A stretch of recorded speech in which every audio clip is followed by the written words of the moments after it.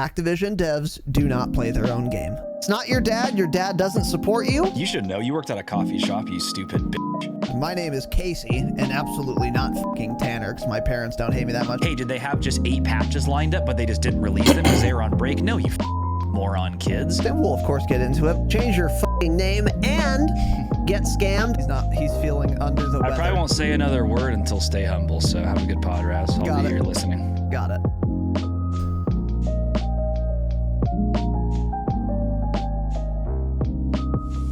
We are live! Welcome, boys and girls, to the Dropshot, a Call of Duty podcast, special edition episode number 262. My name is Casey, also known as Razinon, and today I am joined by a number of people. As I had said on Thursday with Copious Cowboy, special guest host, today we are going to be doing something different. Tanner is currently on Oahu or something. I don't know where he is, somewhere in Hawaii, I'm sure, doing something.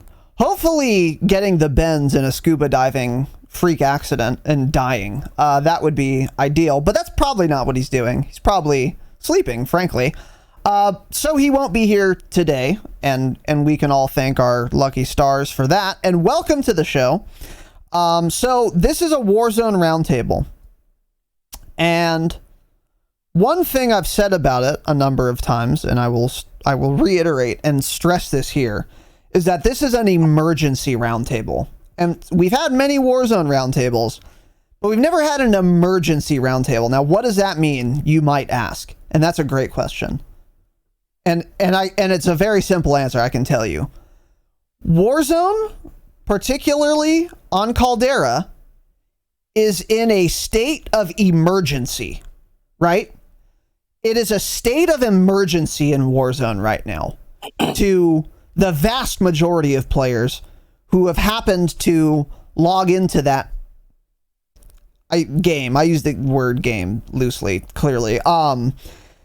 It is an emergency situation, in my view, and in the view of many people, but not everyone here today. So the purpose of this roundtable is fairly amorphous. We're going to talk about a lot of things. We're going to talk, obviously, about the state of Warzone right now and how we feel about it, what we like about it, what we don't, if we like anything about it at all. But I want the focus to be on what we can take from Warzone, whether in its current state or in any of its previous states, and bring to Warzone 2. What we want to be brought to Warzone 2 as a community. And in my view, far more importantly, what we will absolutely fucking not take from Warzone and bring to Warzone 2. So a lot of the focus, while we will be talking ostensibly about Warzone 1, is going to be ultimately on the horizon, on looking toward Warzone 2, what we want to carry over, what we don't, what we can expect to carry over, what we won't, etc. So, with that said, there are a couple of other little things. I do want to talk a bit about the World Series of Warzone some more. I think Lag watched it, probably. He's a fucking nerd. Chris may have. Pop definitely didn't. And then, yeah, talk again just about kind of everything related to Warzone. But it's going to be real loose. I have some very loose topics and nothing too particularly specific. And also, if our guests want to discuss anything, we are open to doing that. And maybe we'll start with that if we have anything. But before we get into that, let's introduce our guests. There are a total of 5 people on the roundtable today, which is going to be a more intimate, smaller setting than we normally have or have had for roundtables in the past. I think this will be an interesting dynamic. Everyone is a returning face except one gentleman, and I use gentleman in the literal sense of the word, which is a land-owning, tax-paying adult male. That is the historical usage of the word gentleman, which the gentleman, of course, knows. He was born and when that word was still in the, zeitgeist. So with that said, let's introduce our guests. First, we have Cope Cowboy returning. Cope, welcome back. You did it again. How did you enjoy the Thursday pod? Did you have fun? And are you excited to get back on for the roundtable? And did you get any feedback on that ep and on your performance? Thursday pod was good. Like I was saying to you, it's certainly different being on the recording end of the pod. But yeah, it was fun. And the feedback was good. Yeah, everyone hates Tanner and loves me, but that's not surprising. So fuck Tanner and fuck Tanner. Fuck Tanner. Absolutely agree. That did seem to be the common theme. The most of the feedback was praising you for simply not being Tanner. So yeah. that was good to see. Because fuck Tanner, of course, as you said, and that is correct. But yeah, Cope, welcome back. Thanks for coming back on. Next, we have Papa Shido. I did have his mother sign a permission slip for him to be here today. Pop, welcome aboard, buddy. How are you? Tell us about yourself, man. I'm doing all right. It's doing a little bit better before those few comments, but we're doing all right. Okay. Well, I'm Shiro, the one and only. You're welcome for being here. Well, I will be back again because people will request me to be back again. Stop it, man. I'm excited. First roundtable, first appearance on the pod. Is it actually? I thought you'd been here before. No, I think I was supposed to do a roundtable a while back, but something happened. Like one of the first roundtables. So yeah, first appearance. I think I may have called in or something, but yeah, I feel like you're lying. I don't know. Okay. Someone find the episode he was on. I feel like Pop's been on before, but anyway, welcome or welcome back, little tiny bud. Next, we have a guaranteed new face. Some of you may know him. Many of you probably don't. He goes by Boomertown Gaming, as his background suggests. He happens to be Tanner's brother-in-law. He is married to Tanner's sister. He's got some little buds with Tanner's sister as well. So he's been around since basically day one. Or actually, I don't know about that. When did Tanner stop being so embarrassed to tell you that he has a Call of Duty podcast, Chris?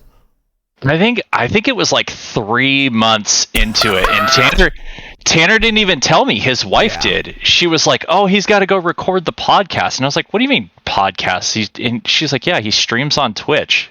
And so that's when I checked it out, and anyway, he never talks about Call of Duty with me ever outside of, or the podcast or anything he does outside of any instance where I'm interacting with him in the actual community. Right. If he comes over to my house, there's no let's talk about the game that we both play and have been playing for several months. None of that. Yeah. So, well, Tanner is of course a lunatic. Is he worse or better in person than he is on the podcast in your view, just as a human being, intrinsically? Oh, well, he doesn't wear hats. I could say that much. He does not wear hats. He is bald. Is that correct? Yeah, he does have a big bald patch on the back of his head. That's 100%.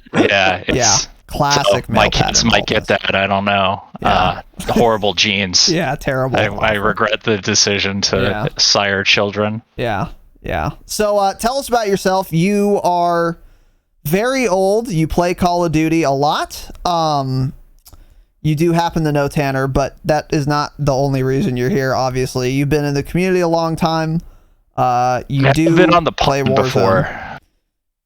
When? Once.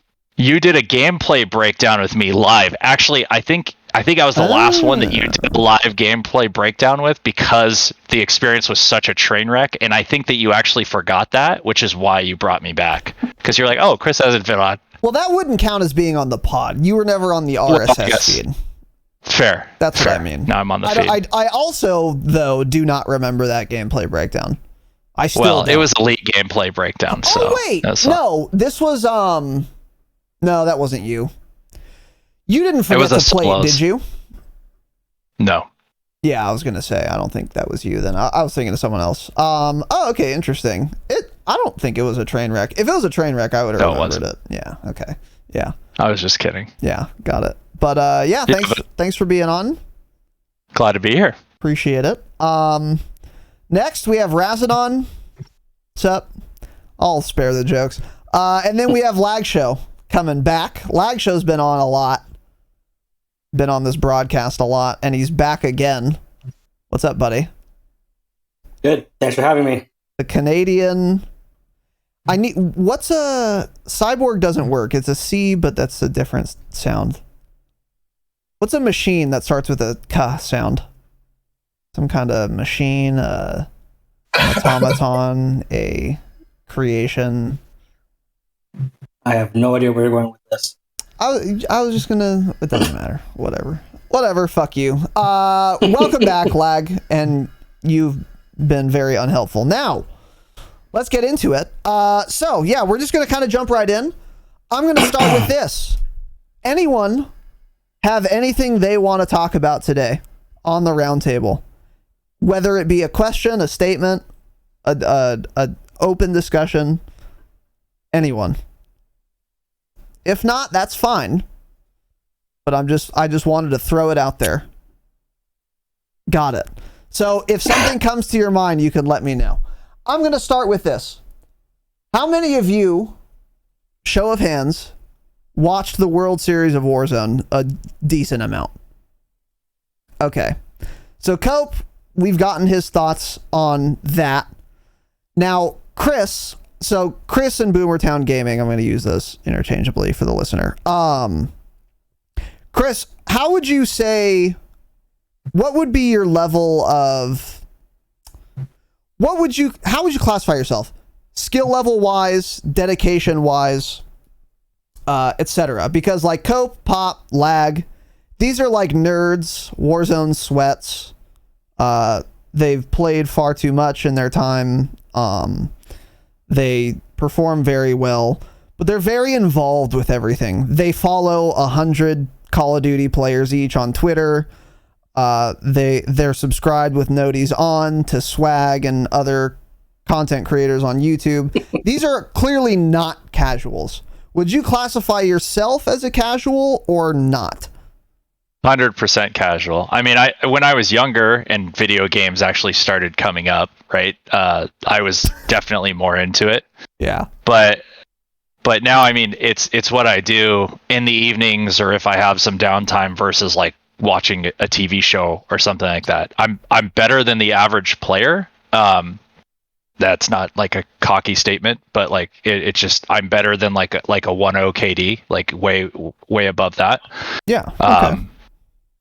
So, and this season, like I'm above a 2 KD. So, when I started Warzone, really when I started Warzone seasons 1 through 4, I was a 0.6 KD. I had no idea what I was doing or how to play the game, and I follow a content creator here and there sparingly. Is how I'd classify myself. Who is that content creator?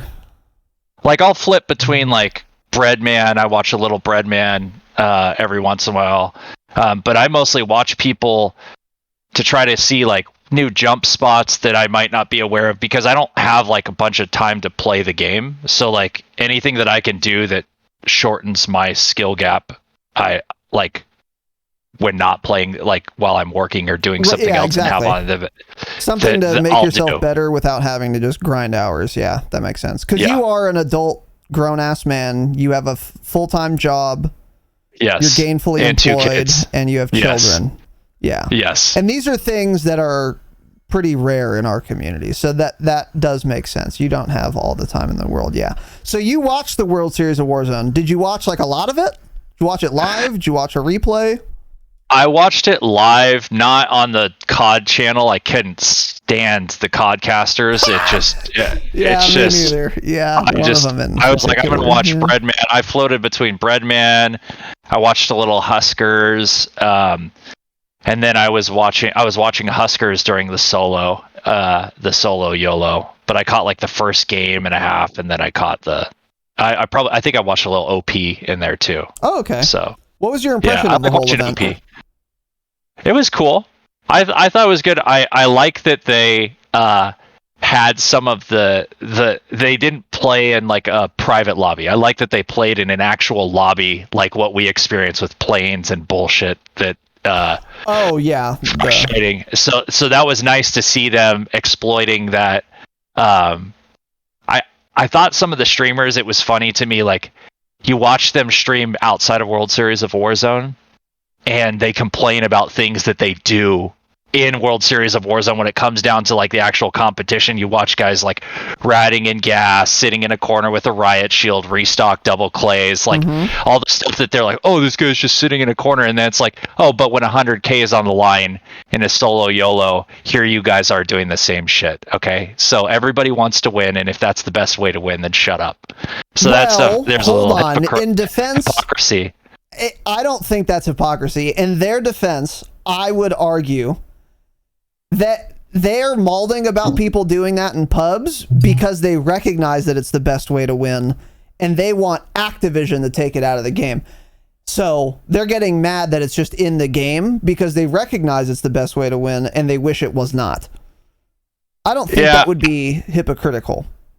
They criticize people though, like you see them, like they're like, "Oh, why is this guy camping in a corner?" It's like, okay, but because here you are doing the not same thing. $100,000 on the line. It's cringe. That's what they would say. Well, I mean, still, but casual gamers want to win too. Like, and I can appreciate that. I can appreciate that. I guess agree to disagree on that. Yeah, sure. I thought it was cool to watch overall. I think it was cool to generate hype for the new game potentially, and hopefully this does that, gets more people back to Warzone because it's been dropping down quite a bit. Yeah. Do you feel like you got anything from that that could help you when you play Warzone? Did you learn anything really? No. I would imagine you wouldn't. Yeah. No. I get more watching the streams. Like, I would say the way that I play the game is somewhat of a balance between like OP marked, because he'll just do like full recons and I won't do that. But I'll work like a zone that is kind of center circle or something, or that I know the circle is going to rotate to, and I might like work a zone. Like my best game or my games that I'm having fun is a win with anywhere from 10 to 15 kills. Like that's a good game for me. Like I fought enough people, but that also usually I have a strategy element to the way that I play the game. It's old man strategy. I'm going to beg, borrow, and steal any way to kill one of these cracked young 20-year-olds. Yeah, absolutely, 100%. Yeah. Okay. So that's the way I play the game, like an old man. That's fair. Cub, that was something I didn't ask you about the World Series of Warzone. You feel like you learned anything or got anything strategy-wise or gameplay-wise from all of that viewing, or was it just entertainment? Just entertainment, really. I mean, you have to play, like, especially that lobby, like, you have to play so different. Yeah, there's a stat going around on Twitter that, like, you know, especially recently the big talk is always like the KD of the lobby, like the average KD. And the average KD of that lobby was 4.4, I think. Jesus, so there's absolutely no way that you can take anything from how those guys are playing in that lobby. I mean, you just can't. Yeah, of course. Like, I agree. Yeah. I don't know. It's a way different game, that World Series than pubs, right? So yeah, that makes sense. That's what I would expect, but I just wanted to be sure. So Lag, what about you? What was your impression of the World Series of Warzone? I liked it. It was good to watch. It was fun to watch. I had Call of Duty on one side. I had 4 streams up. I had the Call of Duty, Allman, I had FIFA, and I had Biffle. Okay. Oh, sorry, Super Ev. Because I had those 3 teams winning it, and my dark horse was a team that actually won it. What do you mean you had them winning it? Did you go to the track and bet on any of this? Or? No, I was telling Cobus, like, I have these guys winning it because their chemistry, team play is so much better than everybody else. Interesting. But the Skullface team, they're just so cracked. It's a bunch of 20-year-olds pushing everything and just killing everything. Yeah. But it was just, I feel like it was good. This map was good for World Series Warzone because if you were in a power position, you would wipe everybody. And just the gun skill in this was just unbelievable. Like, you couldn't move. So if you were in position and you see anybody, it was like easy kills. Yeah. So that was fun to watch. Okay. Yeah. So now I want to ask, because when I watched World Series of Warzone, when I think about it, when I talk about it, I have resigned from Caldera, from Warzone 1. I'm done. I don't care. But it is important to me looking at Warzone 2. And when I look at World Series of Warzone specifically, my thoughts are, how closely does this resemble whatever ranked mode and or Warzone League we're going to get for Warzone 2? And I have a lot of kind of questions about that I don't really have super strong opinions on yet. So I don't think I've thought or talked about it enough to really be concrete on this. But would we like to see a ranked mode in Warzone 2 that has all the exact same rules and restrictions as regular Warzone? So for example, CDL, you can only use 5 guns. So if you play a CDL Search and Destroy LAN for the World Cup or whatever the fuck they call it, you can only use 5 guns. And then you can only use 1 grenade and 2 perks. That's it. That's all. Everything else is restricted. But then if you play a pub match of Search, you can use one of 500 guns. Too many. All the perks are at your disposal, etc. But when we see the World Series of Warzone, there are no restrictions. And that lobby played the official rules and the limitations were precisely the same as a normal game of Warzone. It would be akin to CDL Search being played with no restrictions. And you could use whatever you could use in a regular Search lobby in pubs. Now, one explanation for this could be Warzone simply does not have the infrastructure for Activision to put those restrictions into their game. So they literally can't restrict things. They don't have the infrastructure. They haven't coded it out. That would be one explanation for why there are no restrictions. Another one could be they don't want there to be restrictions. I would find the latter kind of bizarre because, again, in their officially sanctioned multiplayer league, they do want restrictions, obviously. That's why they have them. Why wouldn't they for Warzone?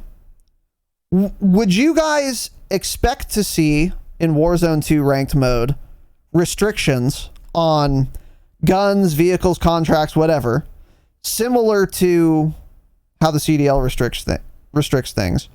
And would you want to see restrictions in an official sanctioned Warzone league?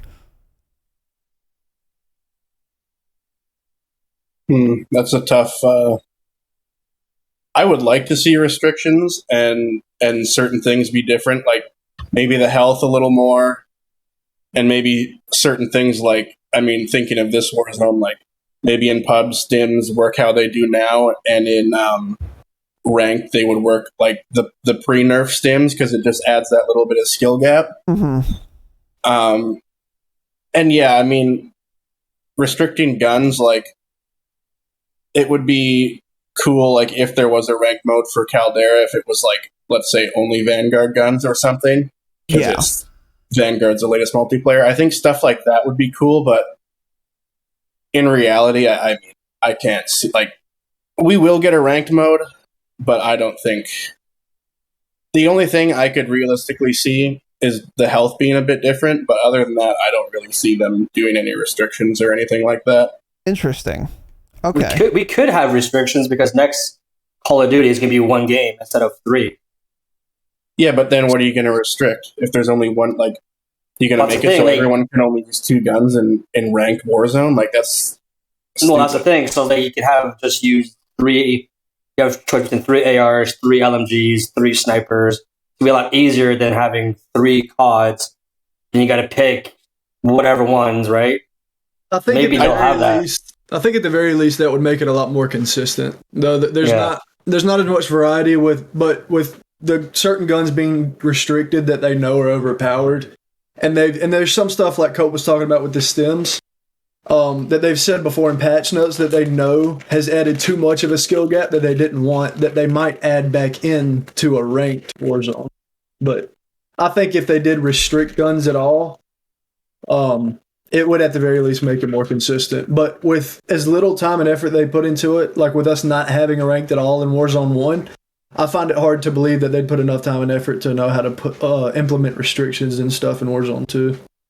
So I would like to see it, like to see something.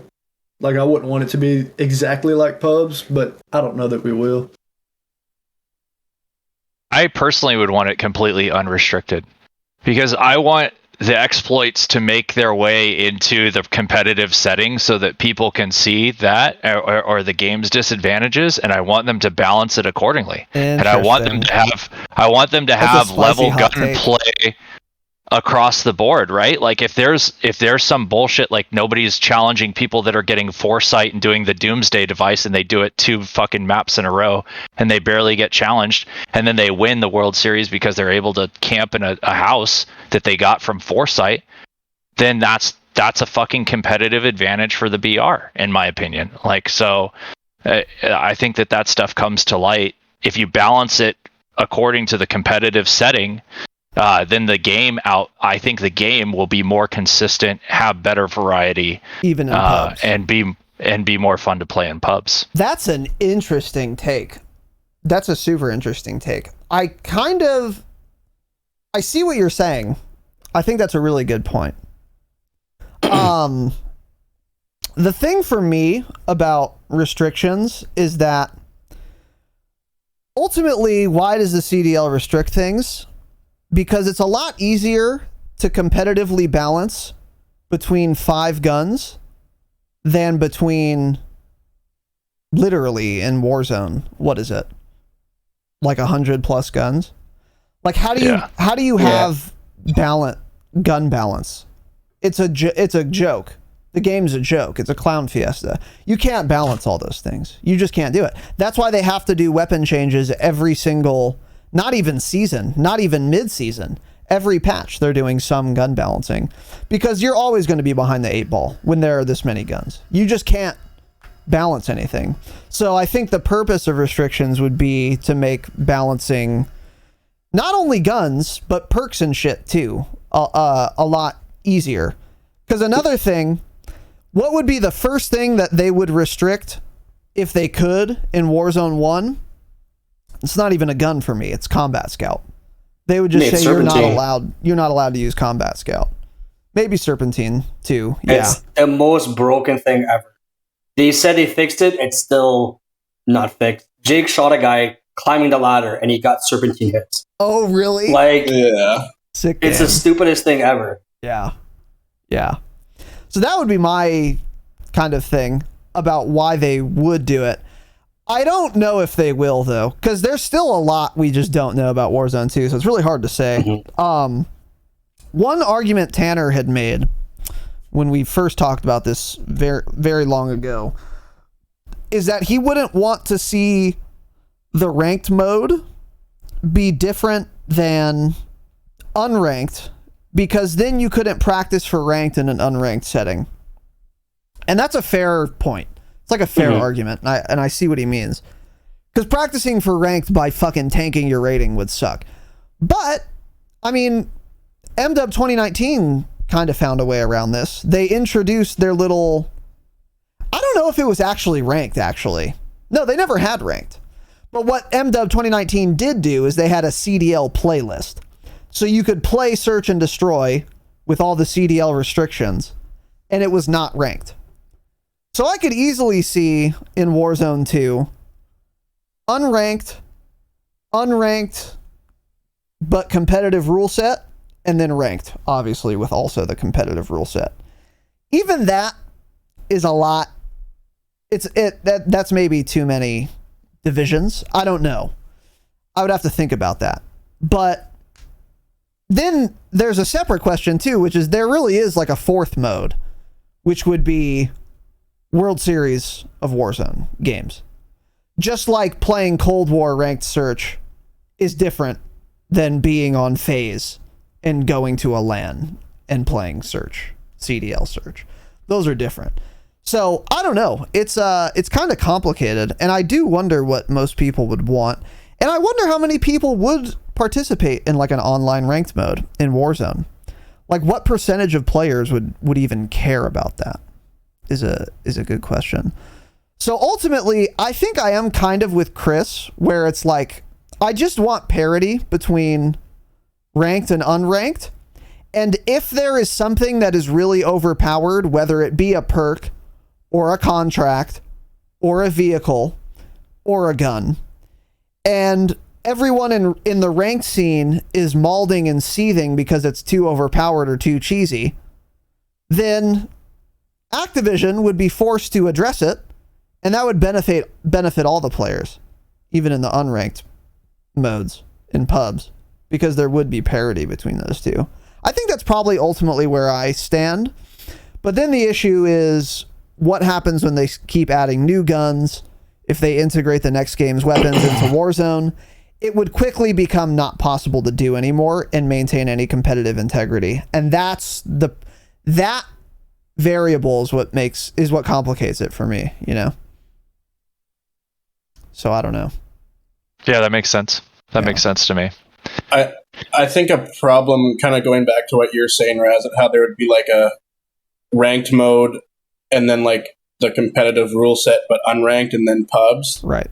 I think that is a good idea if BR was the only thing that you could play.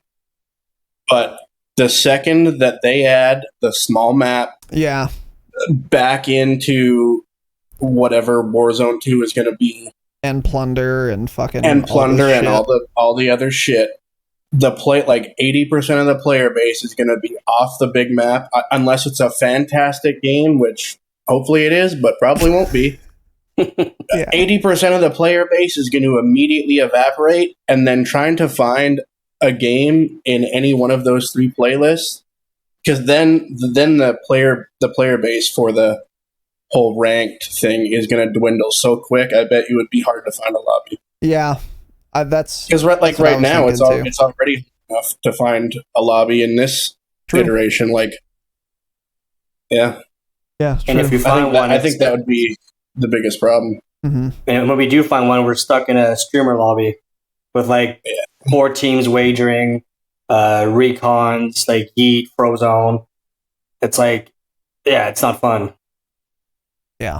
And that's the difference. Like, if we were playing ranked and you get in a lobby with all those guys, sure, that's great. That's what I signed up for. Exactly. That's what I want to play. Right. But when I'm just trying to fucking hang out with the boys and have fun, no, I don't want to fucking play against them. Like, no. Not every single game, yeah. Yeah, but if it's ranked, then it's like, it's a totally different mindset. Of course.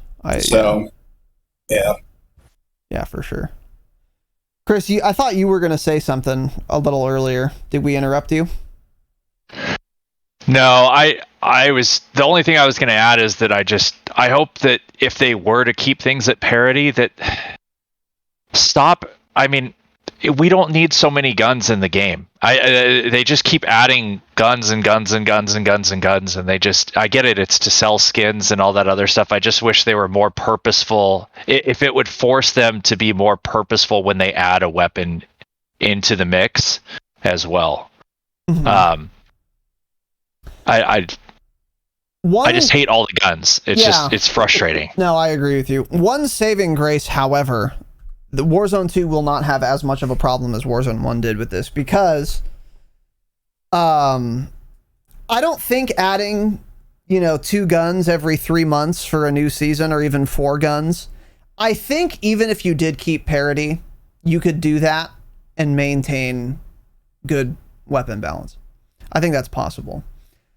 But once you start adding guns from different games, I think that's when balance is just gone. It's just out of the window. But when Warzone 2 comes out, we're not going to get another primary title for 2 years. So then we would at least have 2 years of a development team that can stay on top, in theory, of weapon balance. So that would make parity easier to achieve. And they might have learned their lesson. And even after those 2 years, they might not integrate the new guns from COD 2024 or whatever, you know, yeah. So that's where I think maybe they could do parity, and maybe it could be okay. Because I think it's ultimately not the new season guns, it's the new games guns that really fucks things up. We saw that, twice in a row. Cold War, all the guns were fucking terrible. Then they buffed them. They buffed the field agent, and then they buffed the GRU suppressor, and then from that second until the Vanguard ARs were buffed, for that year, the only meta guns were Cold War ARs, unequivocally. And then when Vanguard came out, the exact same thing happened. They were fucking dog shit. All the ARs were ass. Then one day, buff, all you see now. And kind of not so much, actually, to their credit. Right now, some people are whiling on the TL about the Growl being back. I'm not super convinced by that, but they're more competitive. But still, that's largely been the case. You might be able to find an exception or two. But yeah, okay, interesting. Now I want to talk about the state of Warzone right now. So all of you have been playing Warzone. I think Pop has been playing less than Cope, Lag, and Chris, and I have been playing less than Pop, of Caldera, certainly. Can you explain your feeling about the state of Warzone right now, and then, with respect to that feeling, why you're playing the game? Because this is the biggest question I have for Cope and Lag. Because Cope and Lag complain all the time about Season 5, as they should, in my view. It is a clown. It's a circus. The game is a circus. In fact, I would take a circus more seriously than I take Warzone Season 5. It's a complete fucking joke. It's beyond satire. It's insane, the state of this dog shit fucking quote-unquote BR. Yet you guys feel similar ways, I think. So tell me if I'm wrong on that. And then also, in light of that, why are you playing, though? But why are you playing also? So we'll go in reverse order here. Let's start with Lag. How's the state of Warzone right now? We'll start there. Terrible. Has it ever been worse for you? This is the worst by far for me. What are your big issues? Audio. I don't know if people are using more planes in my lobbies, but every time I go for a loadout, the bombers destroy the one that we bought, the free one. Ghost is...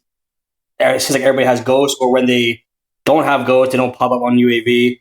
It's just a bunch of stuff that's piling up. I've been trying to use more high alert off rip, and that's helping a bit with people flying onto me because I get some sort of notification. That's an interesting idea, just to combat gulaggers, yeah. But it's still like no audio. Guys are flying right behind me, already shooting at me, and I don't hear them. It's just the worst it's ever been, and I don't know why I keep playing it.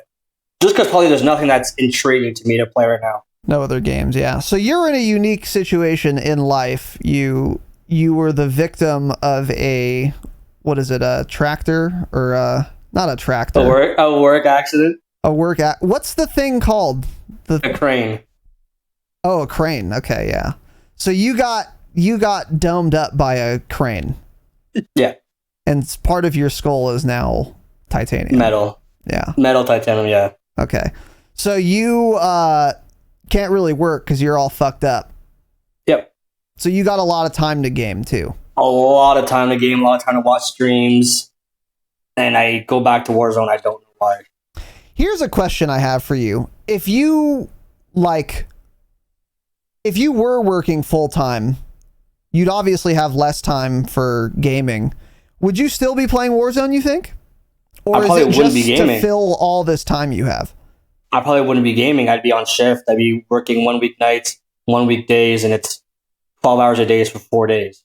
Yeah. So Okay. I probably wouldn't be gaming.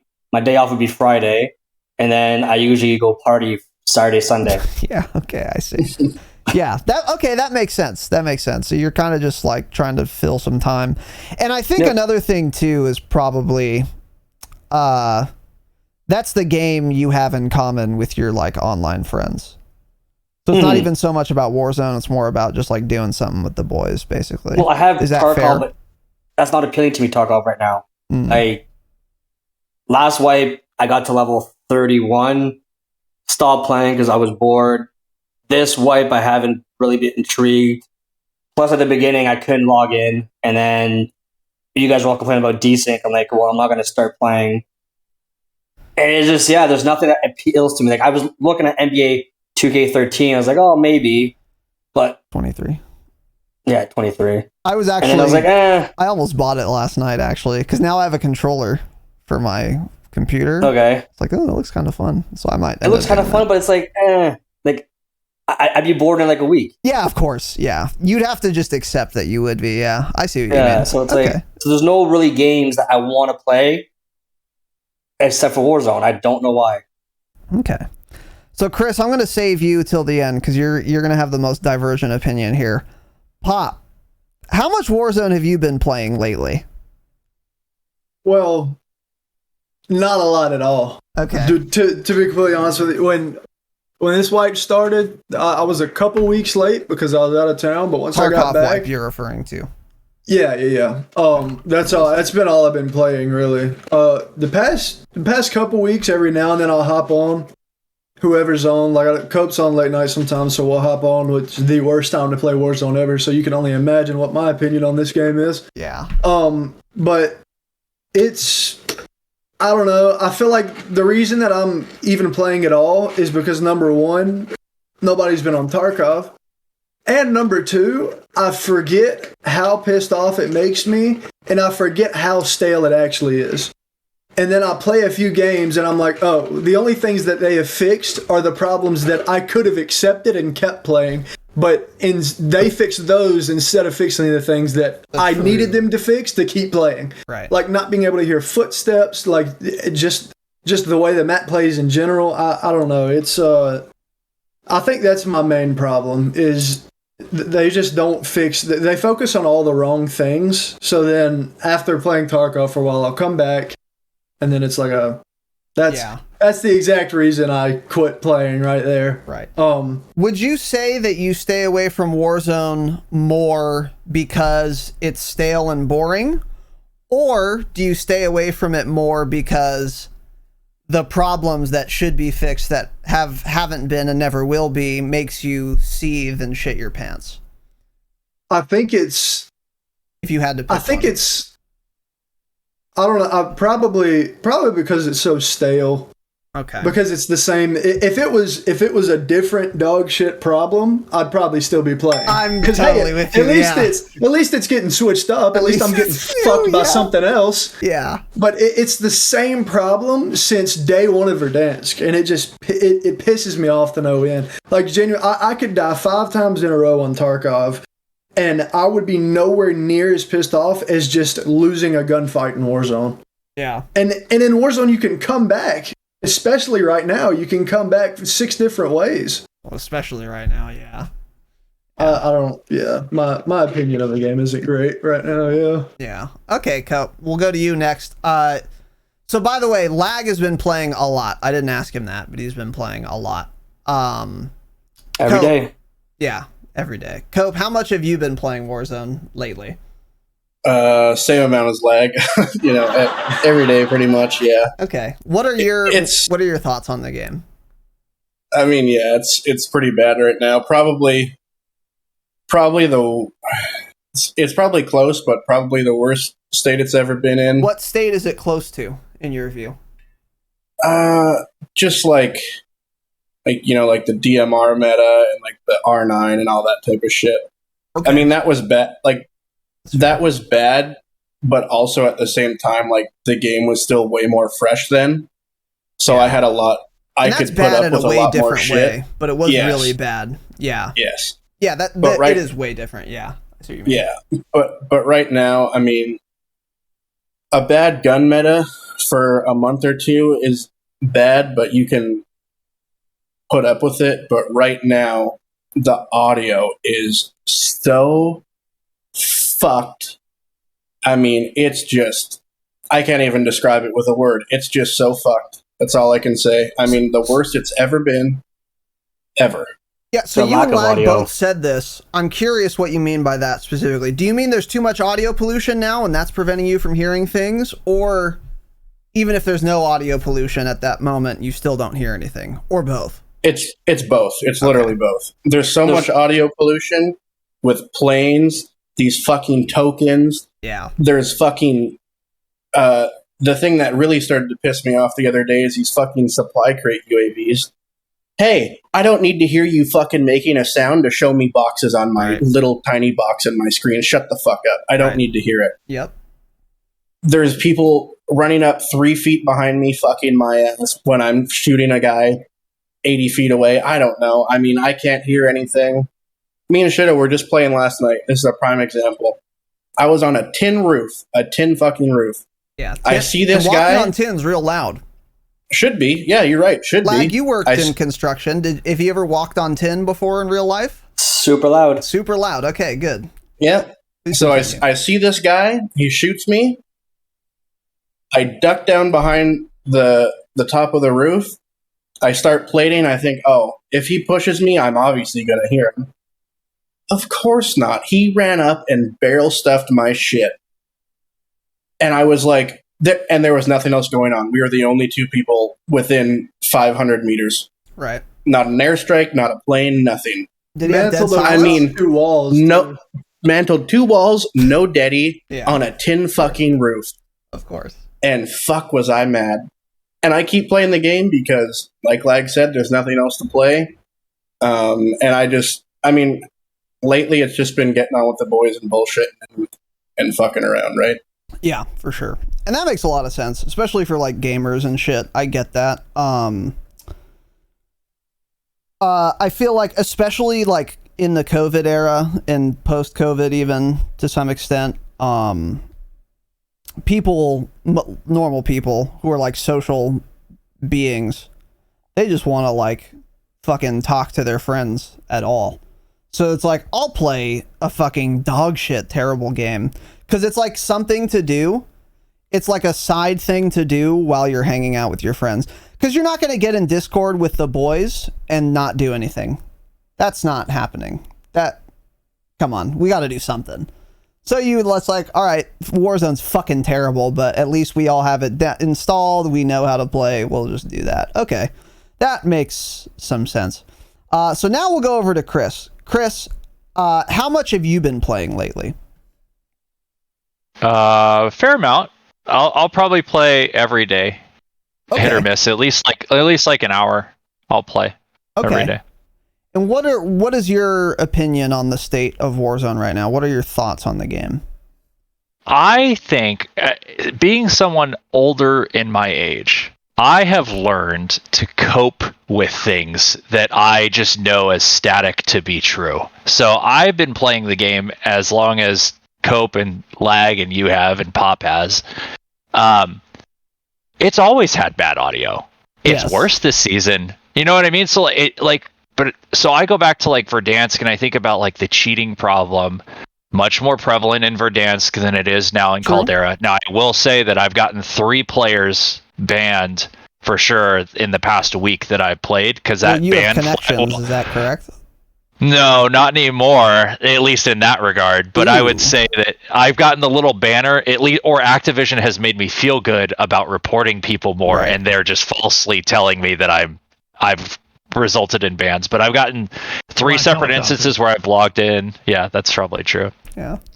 3 separate instances where a player has been banned. So I feel like cheating is coming back prior to the new title, but I feel like that happened with Caldera too. Cheating really kind of hit in Apex prior to Caldera coming out.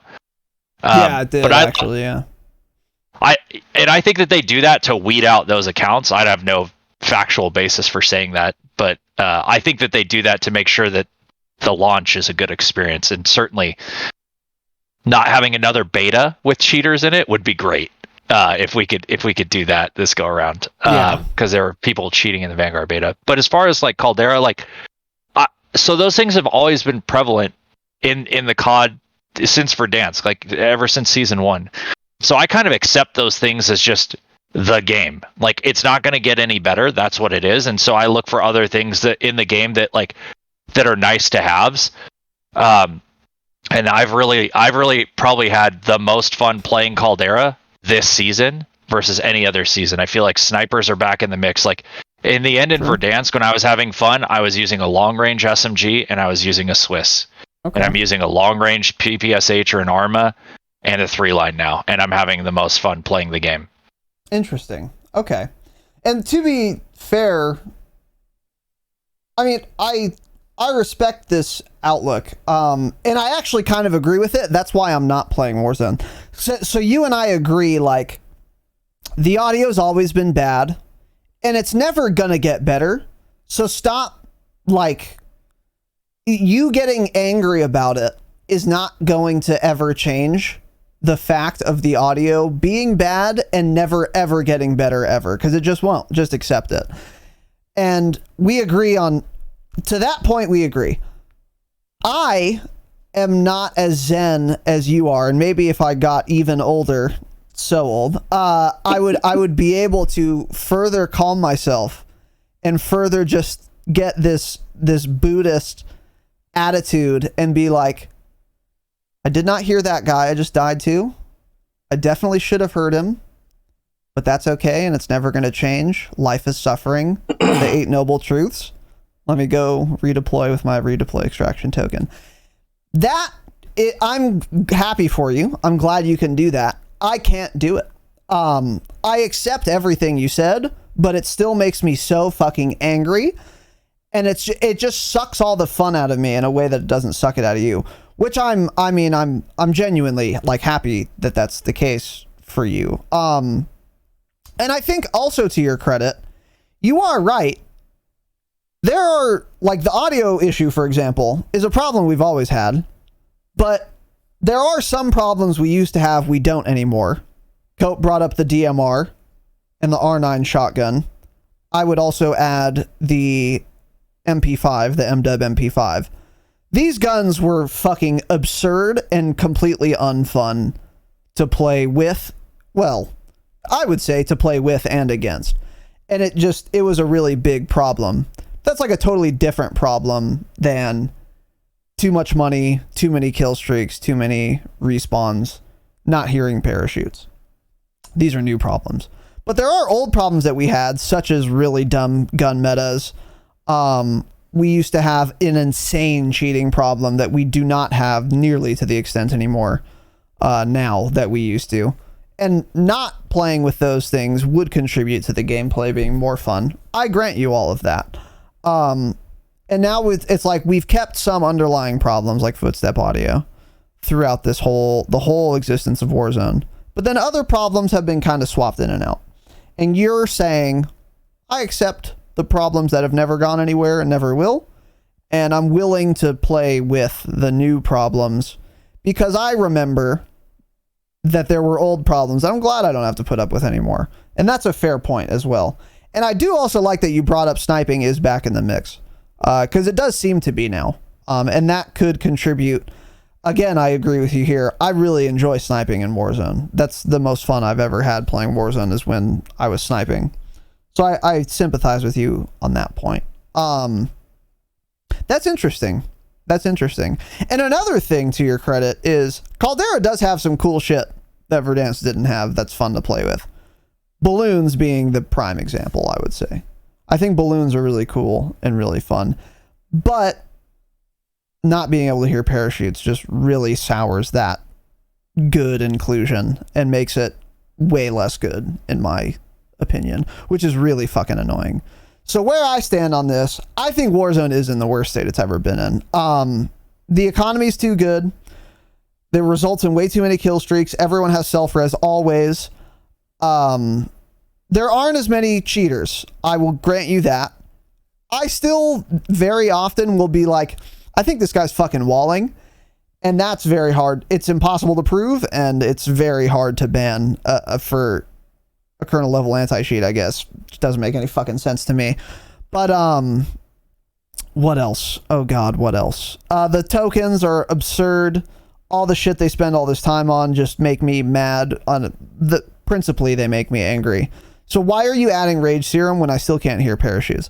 That just the principle of that makes me angry. And then when I play, I'm reminded of that. But I think actually for me, the biggest problem in Warzone right now is not hearing parachutes.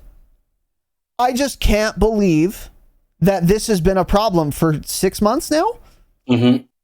And the reason it's gotten worse isn't because parachutes got more silent than they used to be 3 months ago.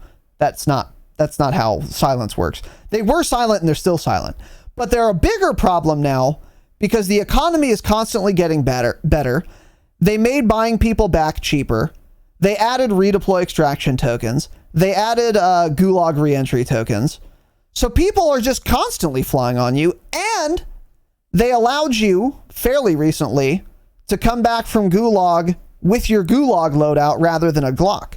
That used to not be the case. So even if I didn't hear you on Verdansk, at least you're not coming back with a fucking automaton 75 round drum magazine from the sky. You're using a pistol. So even if I don't hear you, I have a pretty fucking good chance of fucking your ass. Not so anymore. So when you compound all of these things on top of they took parachute audio out of the game, this is my biggest issue with Warzone. And they added balloons, by the way. So now people are parachuting onto me who aren't coming back from gulag. They have full loadout and specialist and foresight. And they're coming to fuck my ass with their meta guns. And I can't hear them. This is my biggest issue. Here's my next question. Have any of you heard a parachute in Warzone lately? And I don't mean this as a joke. I'm literally asking you. Because I hear my own parachute. I'm not kidding. And I haven't played the most Warzone in the last 6 months, but I played enough to have heard a parachute. But I haven't. I have not heard the sound of some other guy's parachute in I don't know how long. Have any of you? This is not a joke question. I'm serious. I heard... Go ahead, Shadow.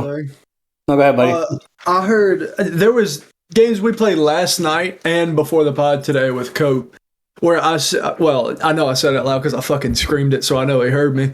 There was multiple times where teams, like whole teams, landed on top of you, and with full loadouts, and I just did. And sometimes it's not even. There's a bunch of shit going on, which does happen, but sometimes it's not even that.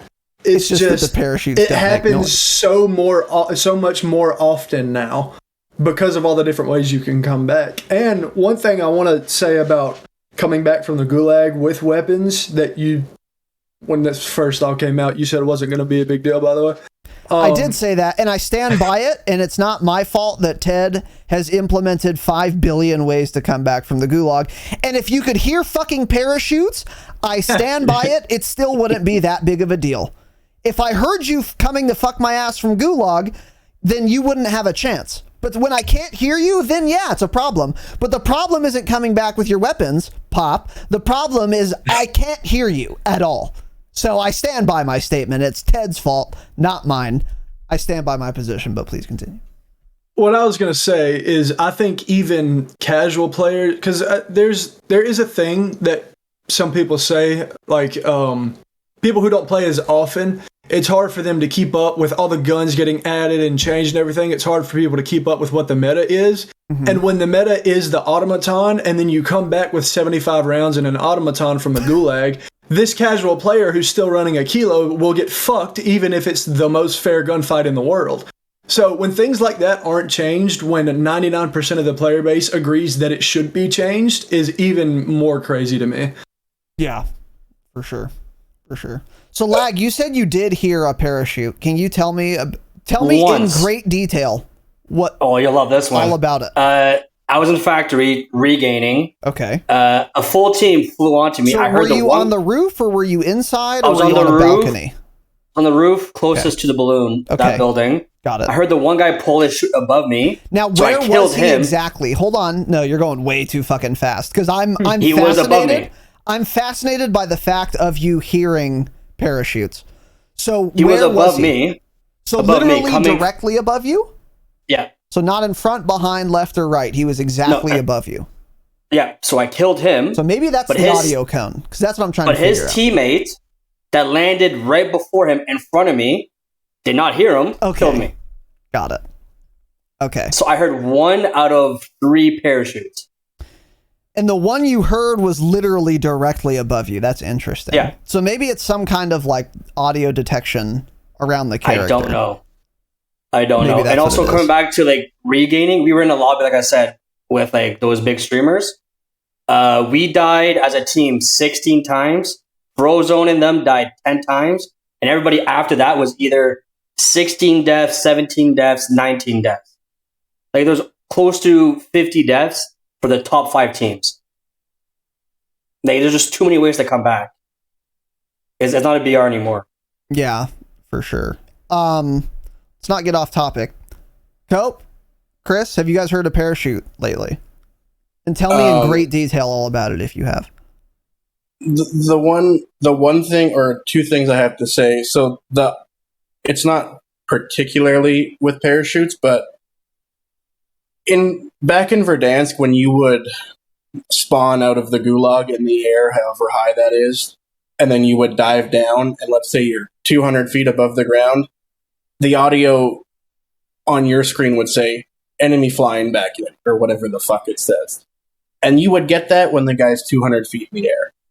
Because I remember in Verdansk, you'd be running around and you'd get that, and the whole team would fucking look straight up in the sky and look where the guy's coming from. Yeah. That audio is bugged or not right anymore because you still get that same cue from your announcer, but you get it when the guy's on the ground.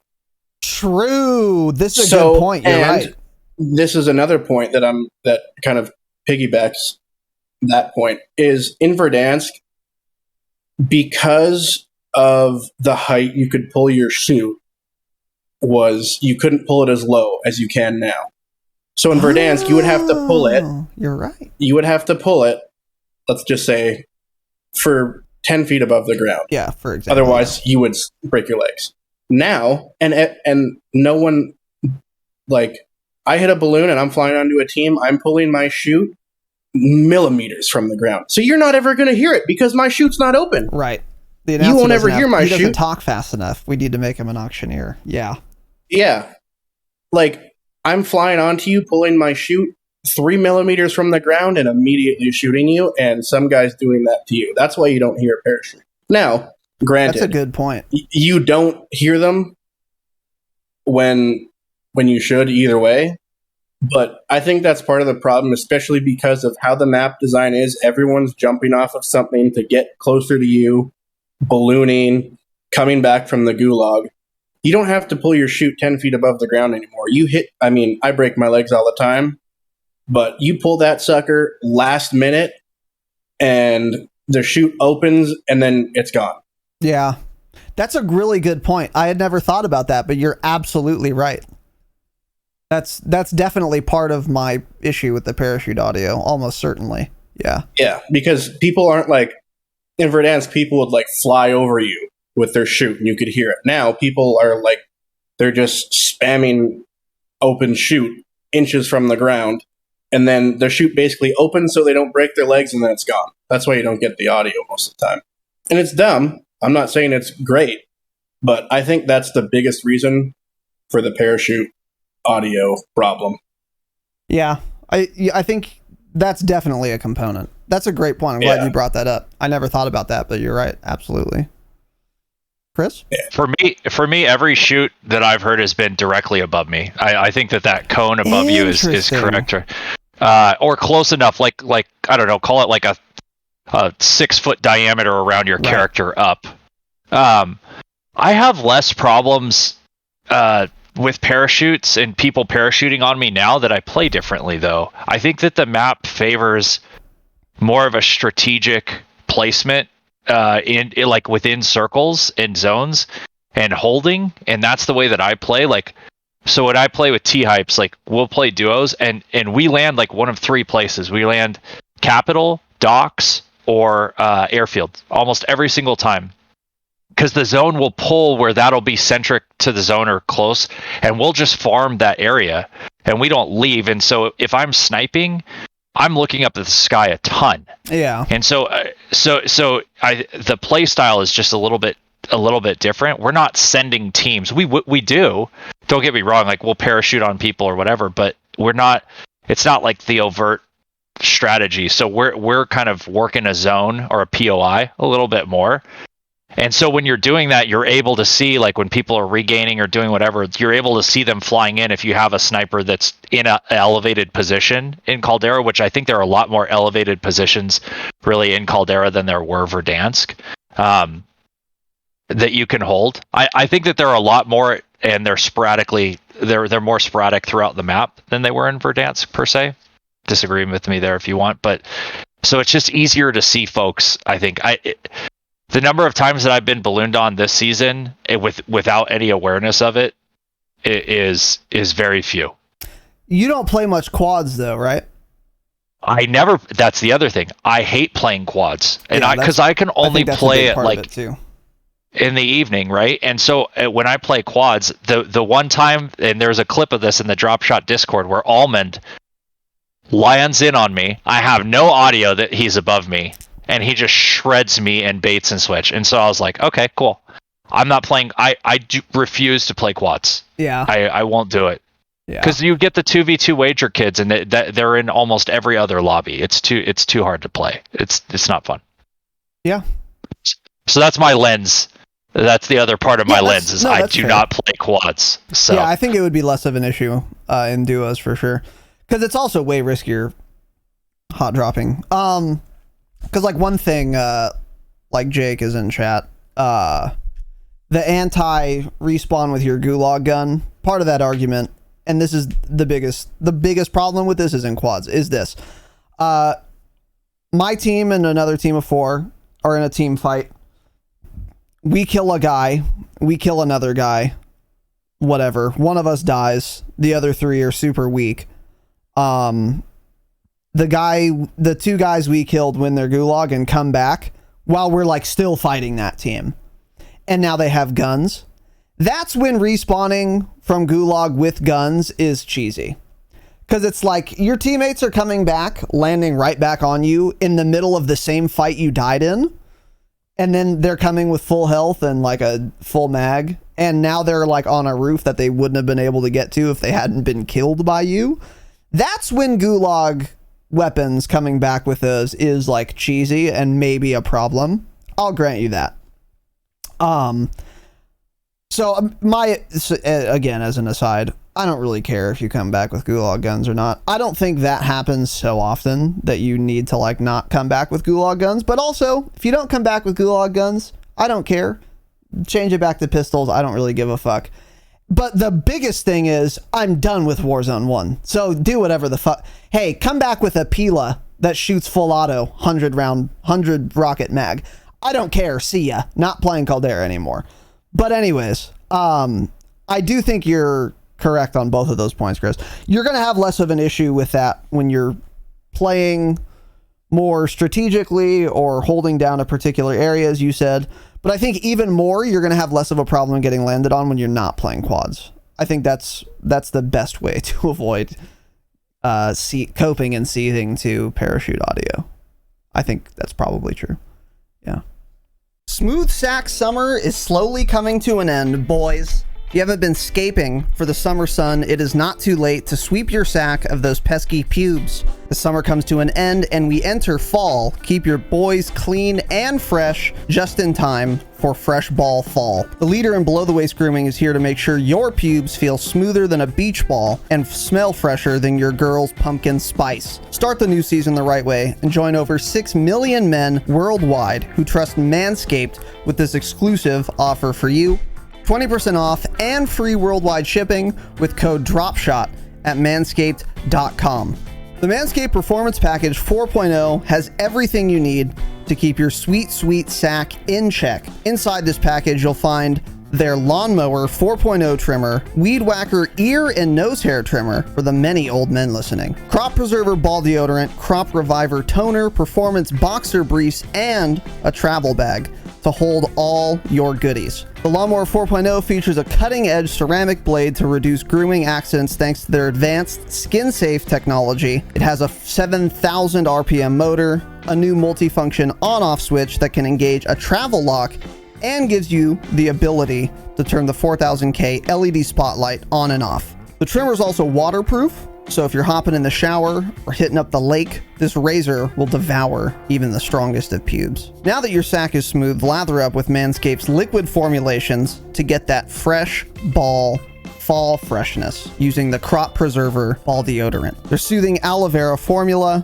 is the best in the business for below-the-waist freshness, and the clear drying formula keeps your sack looking and smelling good. Get 20% off and free shipping with the code DROPSHOT at manscaped.com. 20% off and free shipping using code DROPSHOT at manscaped.com.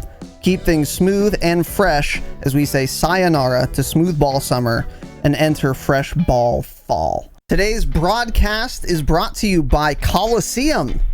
It is the fantasy football league, but for Warzone. And now you guys can pick up the Dropshot's own McBango for part of your fantasy squad. What is it? Users can enter the Friday freebie contest every week for free. You make an account, you sign up, you want to pick 6 streamers while remaining under a salary cap. And again, they're adding streamers all the time. They recently added McBango, our very own. Pick him up, pick up 5 other streamers, and you still got to stay under that salary cap, just like fantasy football. Each of these streamers will earn you fantasy points based on all their kills and victories for the weekend. The top 5 dream squads with the most fantasy points win a percentage of the pot at the end. And new signups increase the initial $75 prize pool up to $150 every week. It's free to make an account. It is also free to enter every single contest. You don't pay a single cent and you can win real money. Tanner's already won, I think, twice. Now we got Bango. We got the secret weapon, boys. So sign up, pick McBango, and when you make an account, use creator code DROPSHOT at account creation. Head on over to coliseum.co. That is KOLOSSEUM.co. Make an account, register for the Friday freebie. Every week, make that team for free, get a chance to win real money. Lag, you had a question for Chris. This is an interesting question. You guys wanted to talk about it, but we weren't back yet. So I said, hey, stop talking. Let's get this on the pod. So Lag, please, what was your question for Chris? So yeah, a question for you, Boomer. You just got a VPN. Are you having more fun because of it or just because of the season?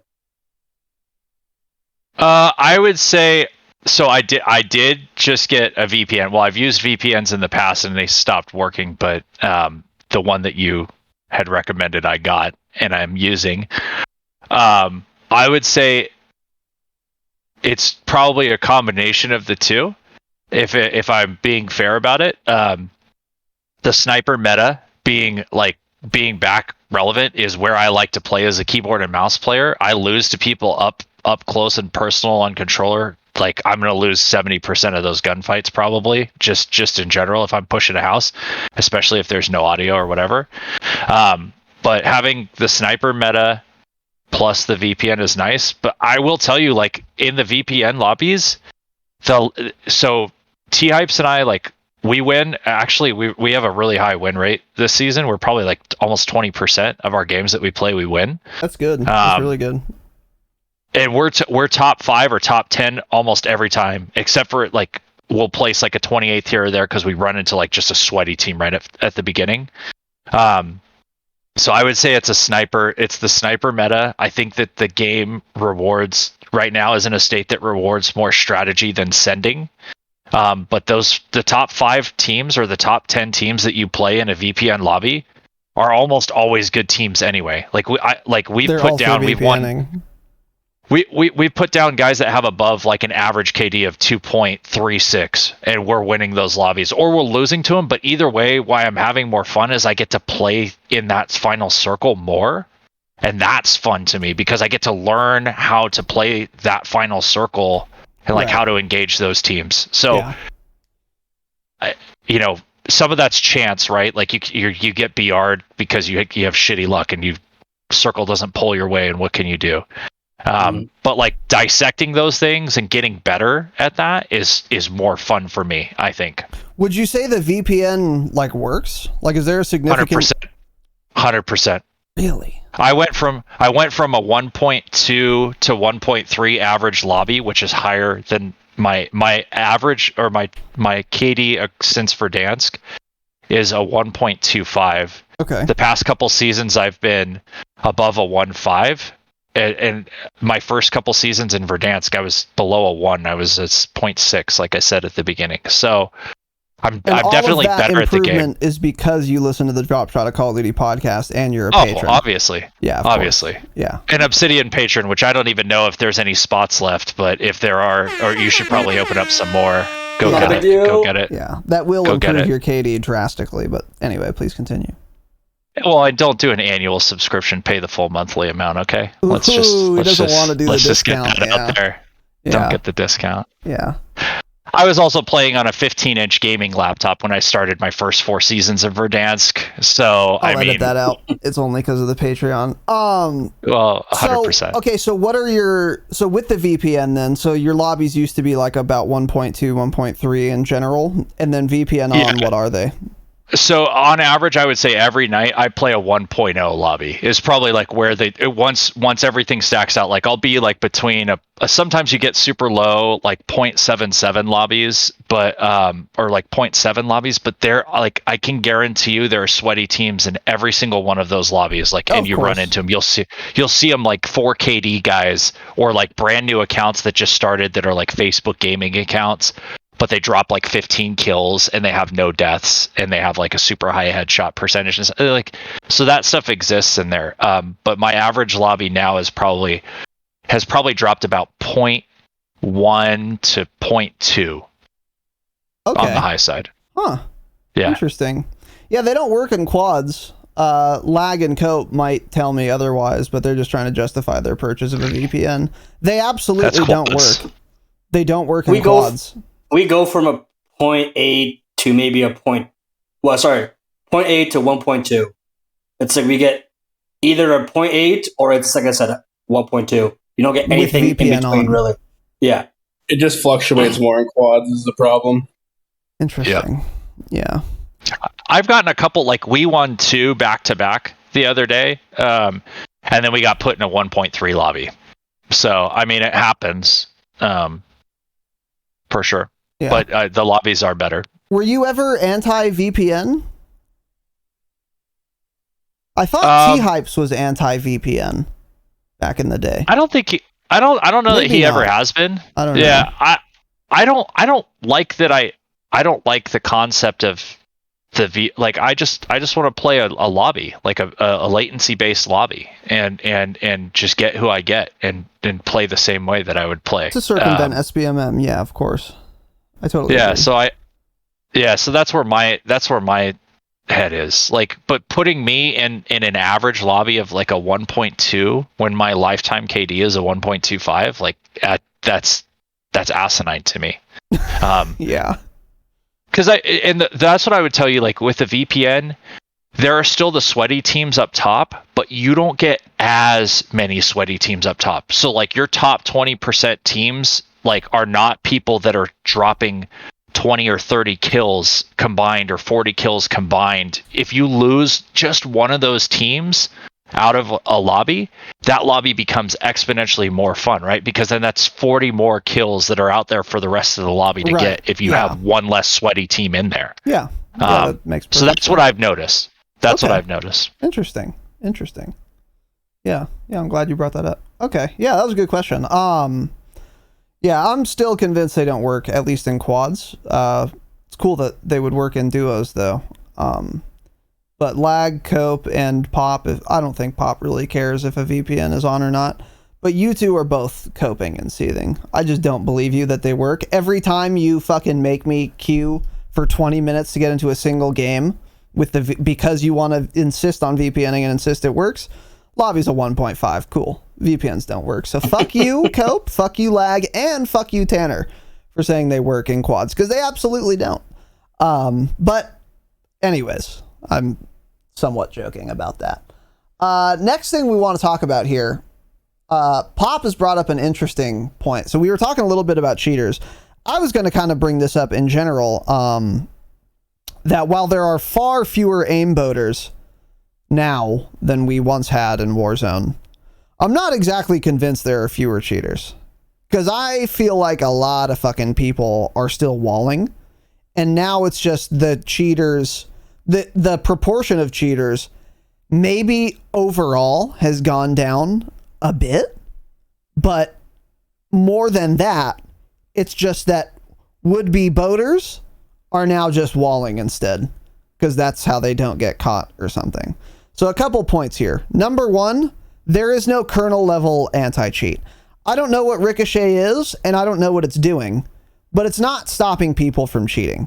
Because if that were the case, I could get engine owning software, launch the game, and immediately be permabanned. And that is obviously not what's happening. We've seen this from engine owning forums, and we've seen it in game. You see people aimbotting in game. Less than you used to, but you still see it. So if there was a kernel level anti-cheat, that just like wouldn't happen. So first of all, there is no kernel level anti-cheat. I don't know what Ricochet is, but it's not that. And then also, I think a lot of people are just walling now. Do you guys feel this way? Do you think when I die to someone and I say they're walling, do you think I'm just coping? Or do you think there are actually a lot of wallers right now? I think there's a lot of wallers and Cronus users, a lot more than before. Too, which a kernel level anti-cheat would not be able to stop. No. I don't blame Activision for not being able to stop Cronuses. I do blame them for not being able to stop engine owning or software, though. I've had deaths that the guy was looking at me, kept me like centered through a wall, rock, and then I peeked and he kills me. I was like, yeah, that's sus. Yeah. But how can you tell, right? Right. And then a couple days ago, we've seen a guy with a Cronus, is he would slide, and as soon as he would slide, he would aim in. And he wasn't pressing anything. He just kept sliding, aim in, sliding, aim in. Like, you don't do that just with a controller. So you had a Cronus, and he had the stickiest aim ever. As soon as it was close to your chest and shoot, it was lock on. And we're like, he's cheating with the Cronus. Like, I feel like there's a lot more of those than people using engine owning, because engine owning you get banned. Yeah, interesting. Okay, yeah, I don't play on controller.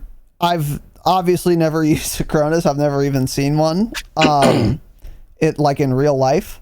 I know what it is, and I know that people talk about them, but I wouldn't even know what to really look for, to be honest with you, because, and hey, if you use a controller, good for you, and I'm not blaming you, and it's not your fault that aim assist behaves how it does.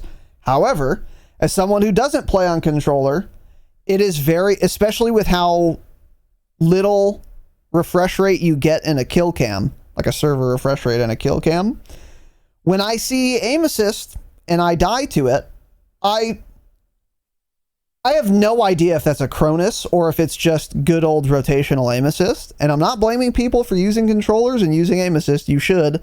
It's a video game. I'm happy for you. Genuinely. It's not your fault that aim assist, in my opinion, is too strong.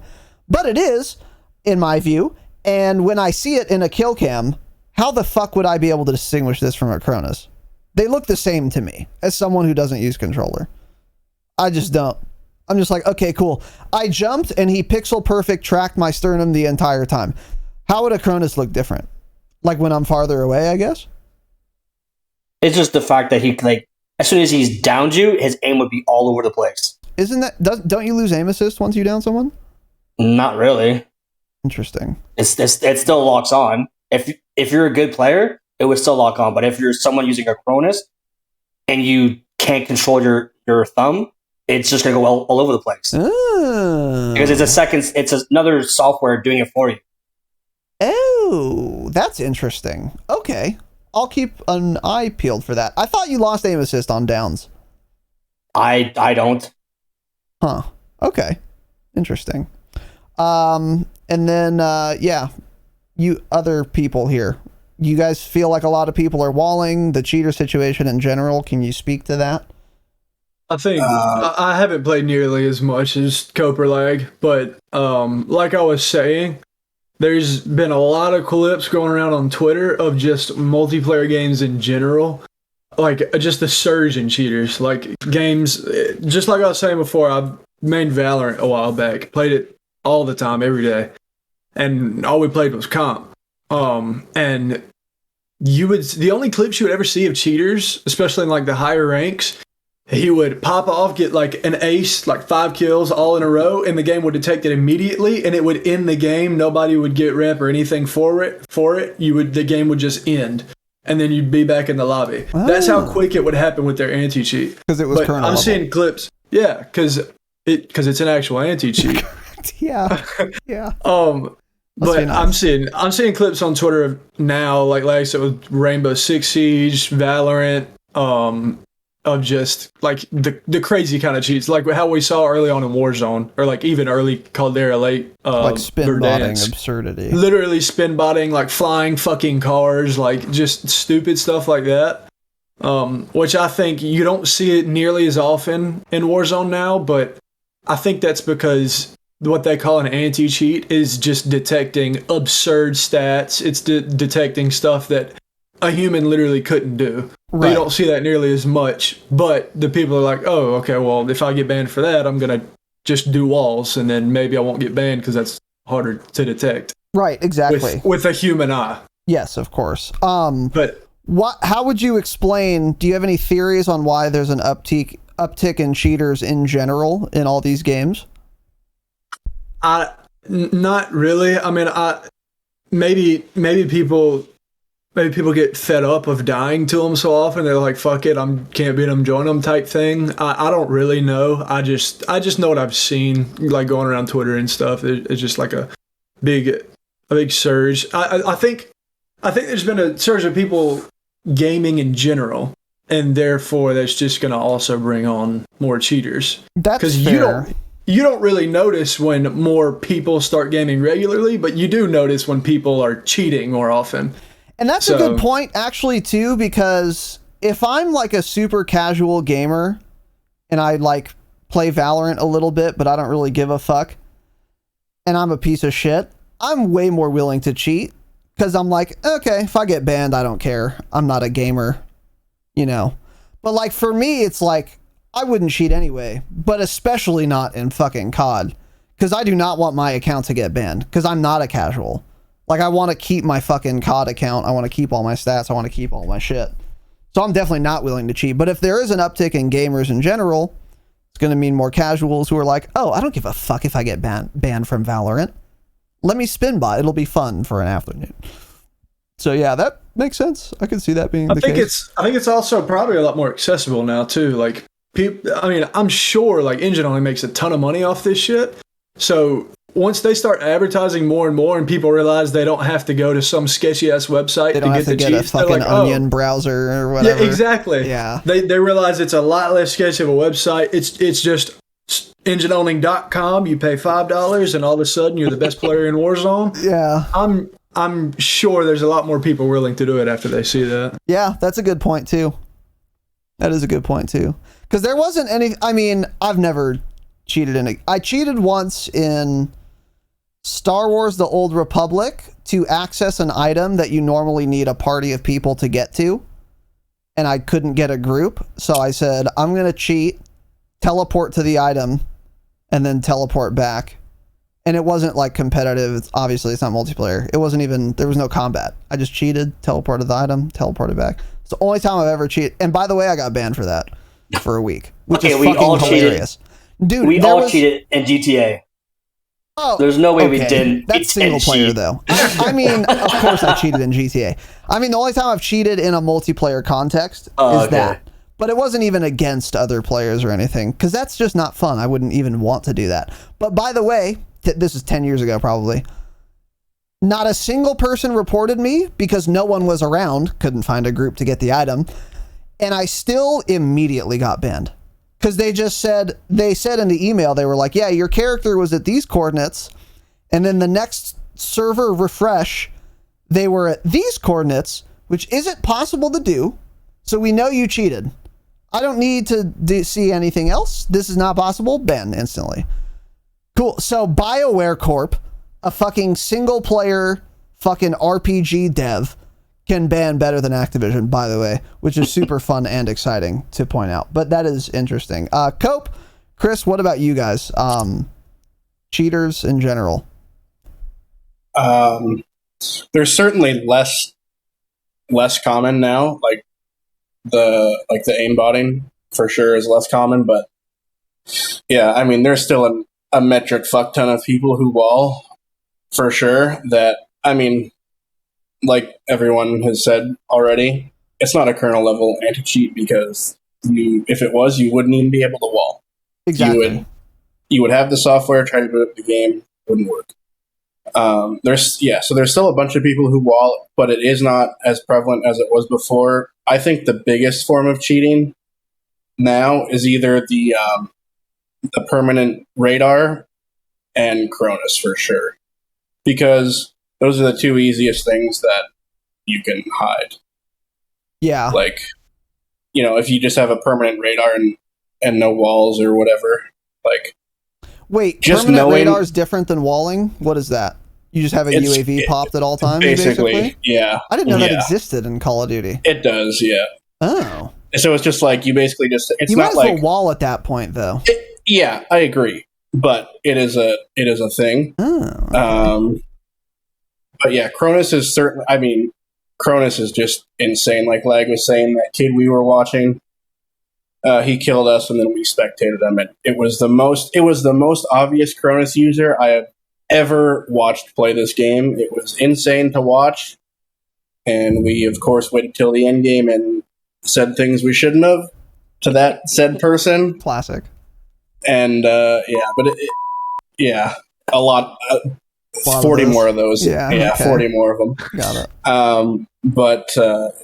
It's not as bad as Verdansk, but it still is a problem. But yeah, I don't know. It's nice that you're not getting aimbotted every other match, but it just, I don't know. At this Walling's point, like just as bad, though. Yeah. Or almost. Well, it's almost as bad. You could beat a waller. Mm-hmm. You really can't. Yeah, you could beat a waller. Yeah. And another thing is, like, you guys are saying casuals and cheating and stuff. Like, that is another thing we used to see in Verdansk too. Like, you would see a cheater. I mean, the worst player can hardly move his character, can hardly pick up a gun. Mm-hmm. But as soon as he hits LTRT, best player you've ever seen. Yeah, doesn't miss. That's one thing. It's like, that's so funny. Yeah.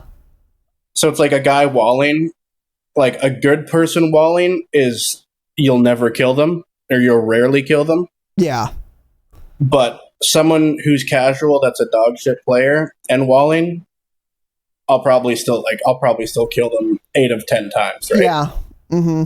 That's just one because thing. they're so bad.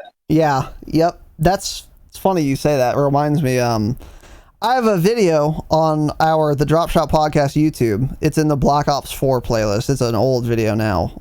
Fairly old, obviously. And it was just when I didn't even have the podcast at the time. I just streamed gameplay, put videos up, and Tanner's in voice with me.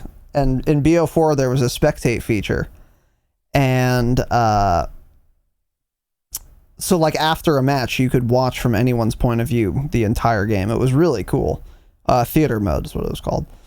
But we played a game and we beat this team, but Tanner and I were both like, dude, I think this guy on the other team is cheating. So I made a whole fucking video of us going through the entire theater mode. And I think that was my biggest point, is that my biggest thing was like, dude, this guy doesn't like slide ever. He can't move his character. He's reloading at retarded times. He's not using his abilities when he should, whatever. All like really basic shit that like a good player will do. He was doing none of that. But, dude, as soon as he saw someone, fucking pixel perfect aim. Like every time. And my point was, if you're good enough to aim this well, you will also have all of the other skills, at least to a competent degree. Like, you're not going to move like as much of a fucking bot as this guy is in the video or whatever. And I was like, that's why I think this guy's cheating. Like, no one aims this well and fucking can't slide or whatever. And then I was like, yeah, you can look at like Nate Gibson. If you spectate Nate Gibson in theater mode, his aim is going to be just as good as that guy that we thought was cheating.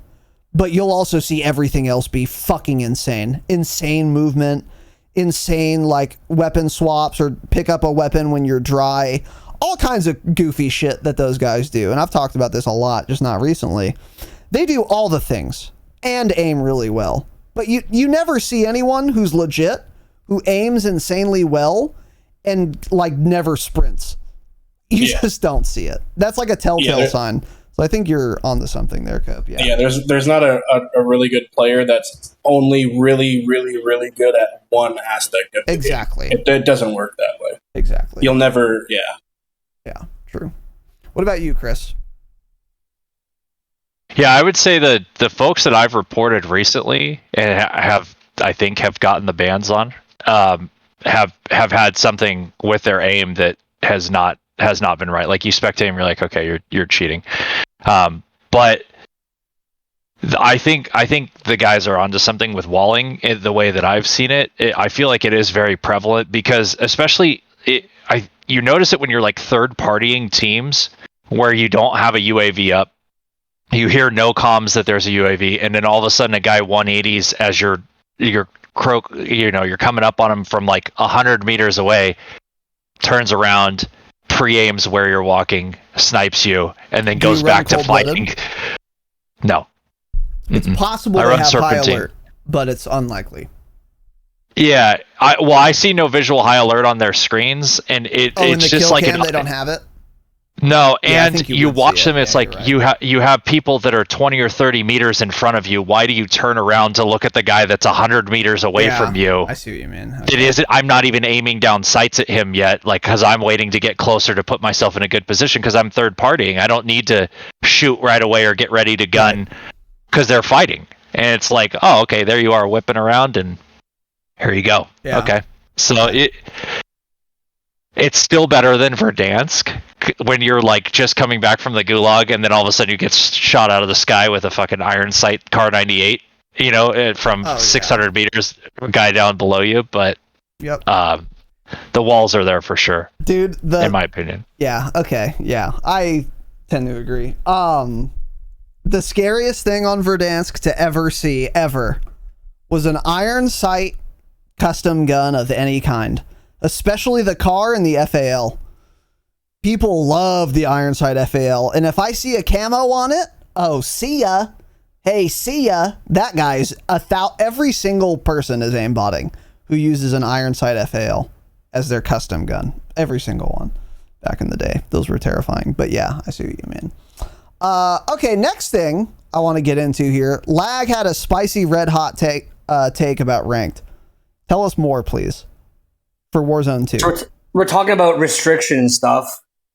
I'm against ranked for multiple reasons. What are those reasons? Let's start there. It's going to be super ratty. People are going to do contracts like recons, sit in buildings. We all think it's going to play out like the World Series of Warzone. It's not. It's going to be a bunch of irons, camping a building, claymore, not moving. Isn't that how the World Series of Warzone was played, though? Super ratty? Not really. It wasn't that ratty. It was the guys were staying in circle, but they were still looking at every angle, fighting teams. Like, they weren't just not moving. Okay. I would say for like a restriction is I would remove contracts. So you would want ranked to be in Warzone 2 and you would play it if there were no contracts? Is that what you're saying? Yes, because we all say, oh, remove recons. Okay, well, if you remove recons, people are going to complain that, okay, what about the bounties, supply drops, or scavs? Just remove everything, make it a level playing field, kill a team, loot them, get money. Loot boxes, and that's it. Interesting. And you would still want contracts to be in pubs? And pubs, yeah, 100%. Go ahead. Okay. Have a guy fly around if you want to in a plane with the most wanted, whatever. I don't care. Okay. What are our thoughts on that? Boy.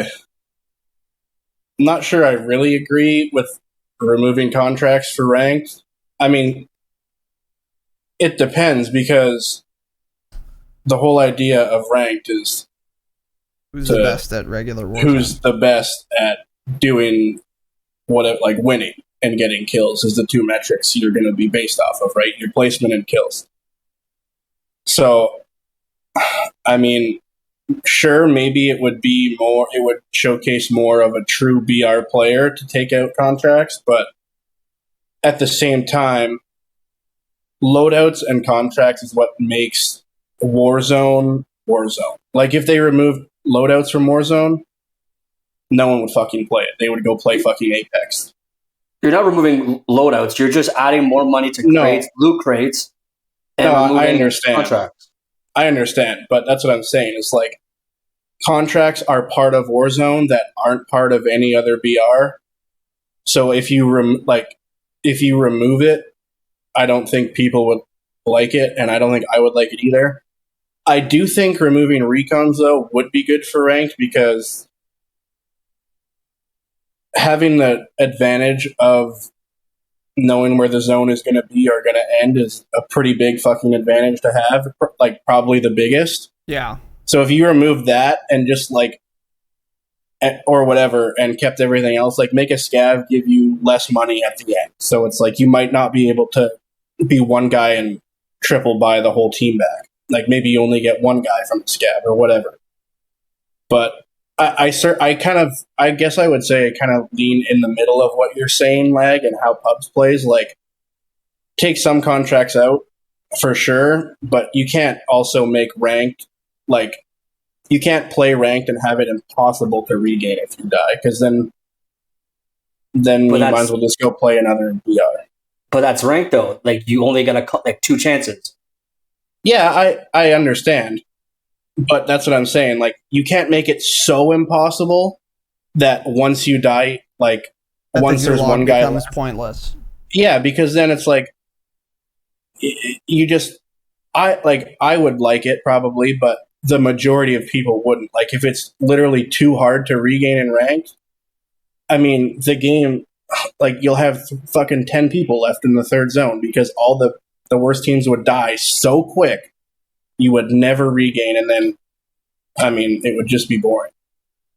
I think that makes it play too much like a normal BR. And I've said this to a lot of people, like me and Tanner talked about it a lot, is there nobody started playing this game because it was a BR that was fun. Everybody started playing this game because Call of Duty made a BR. It was a Call of Duty BR. True. Yeah. Like, there's a reason people play this instead of PUBG, because they play nothing alike.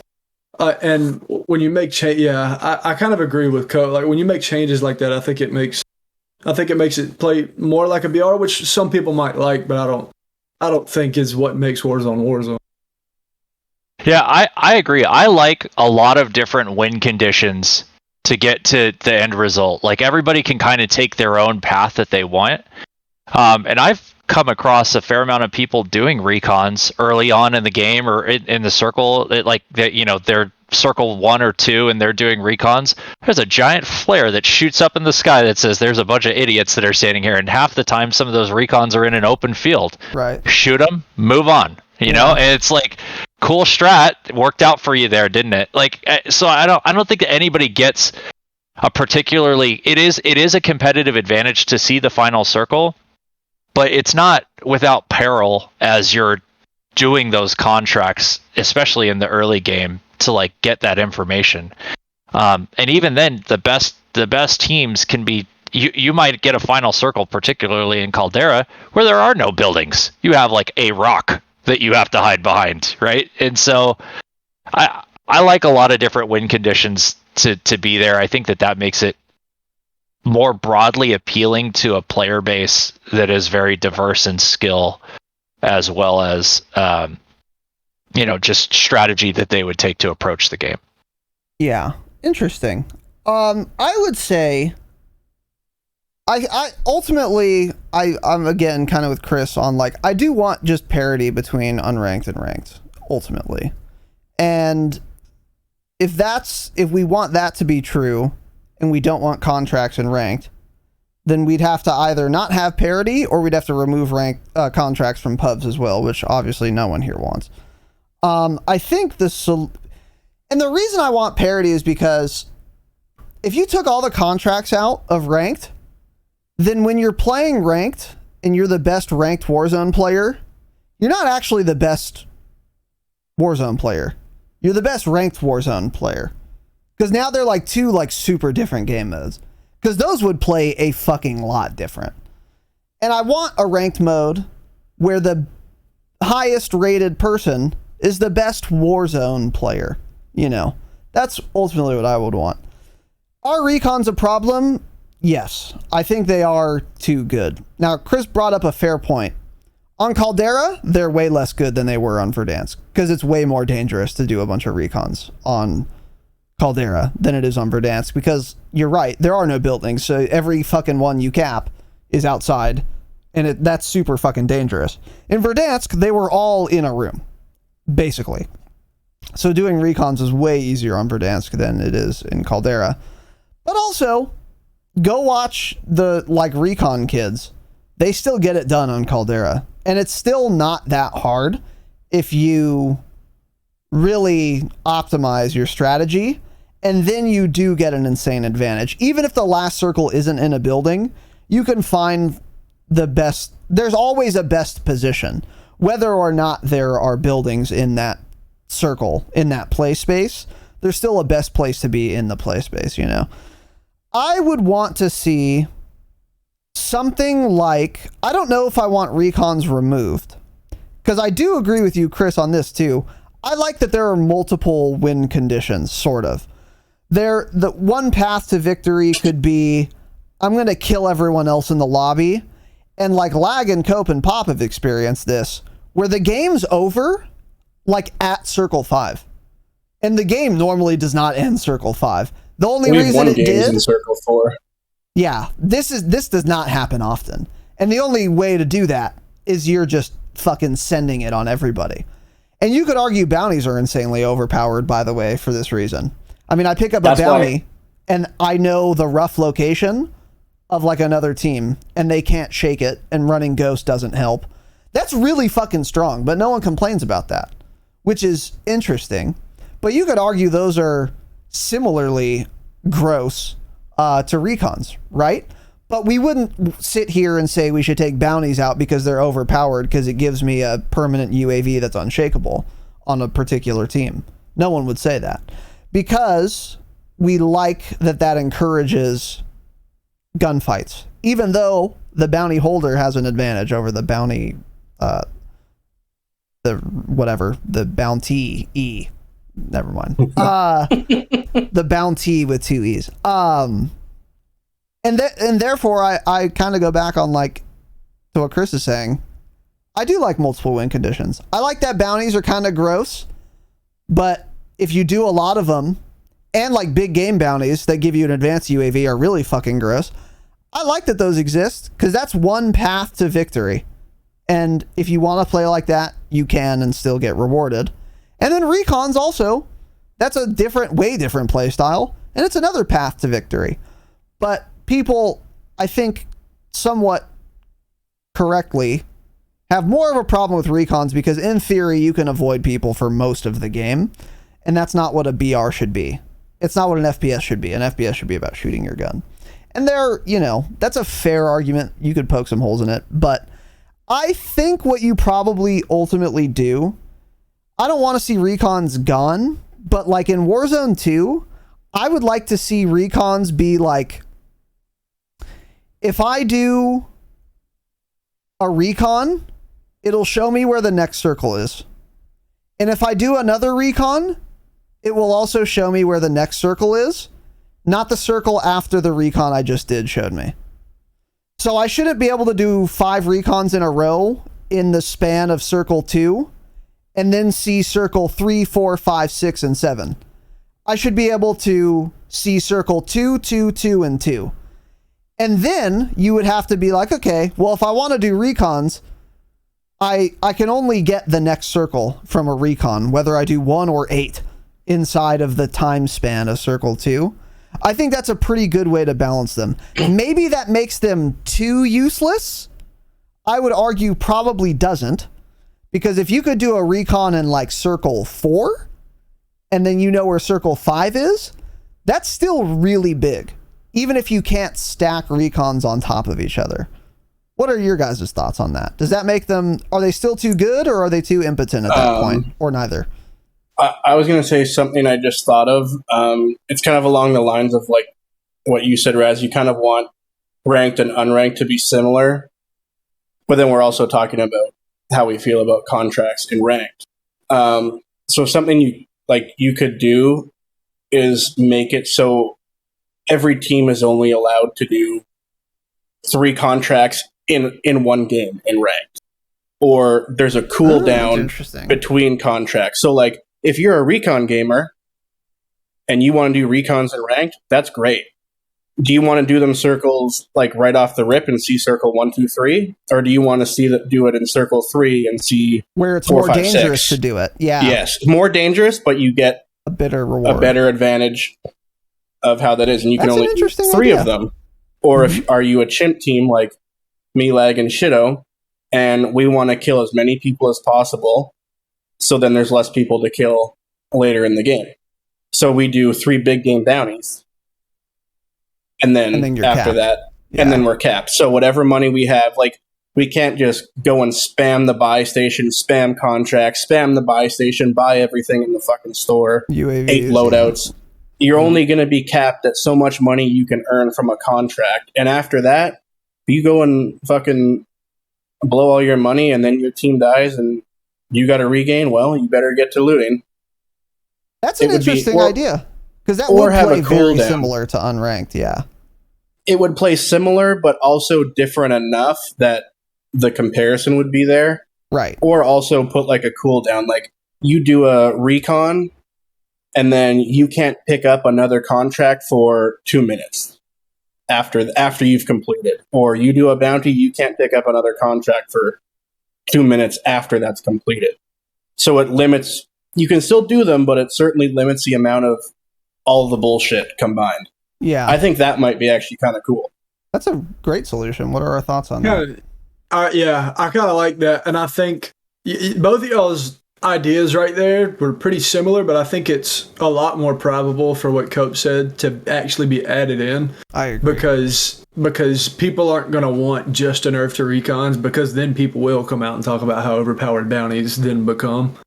So yeah. I think if you do it across the board, like a cooldown or a limit per game, it's a lot more likely to happen. And I don't think it's a bad idea either.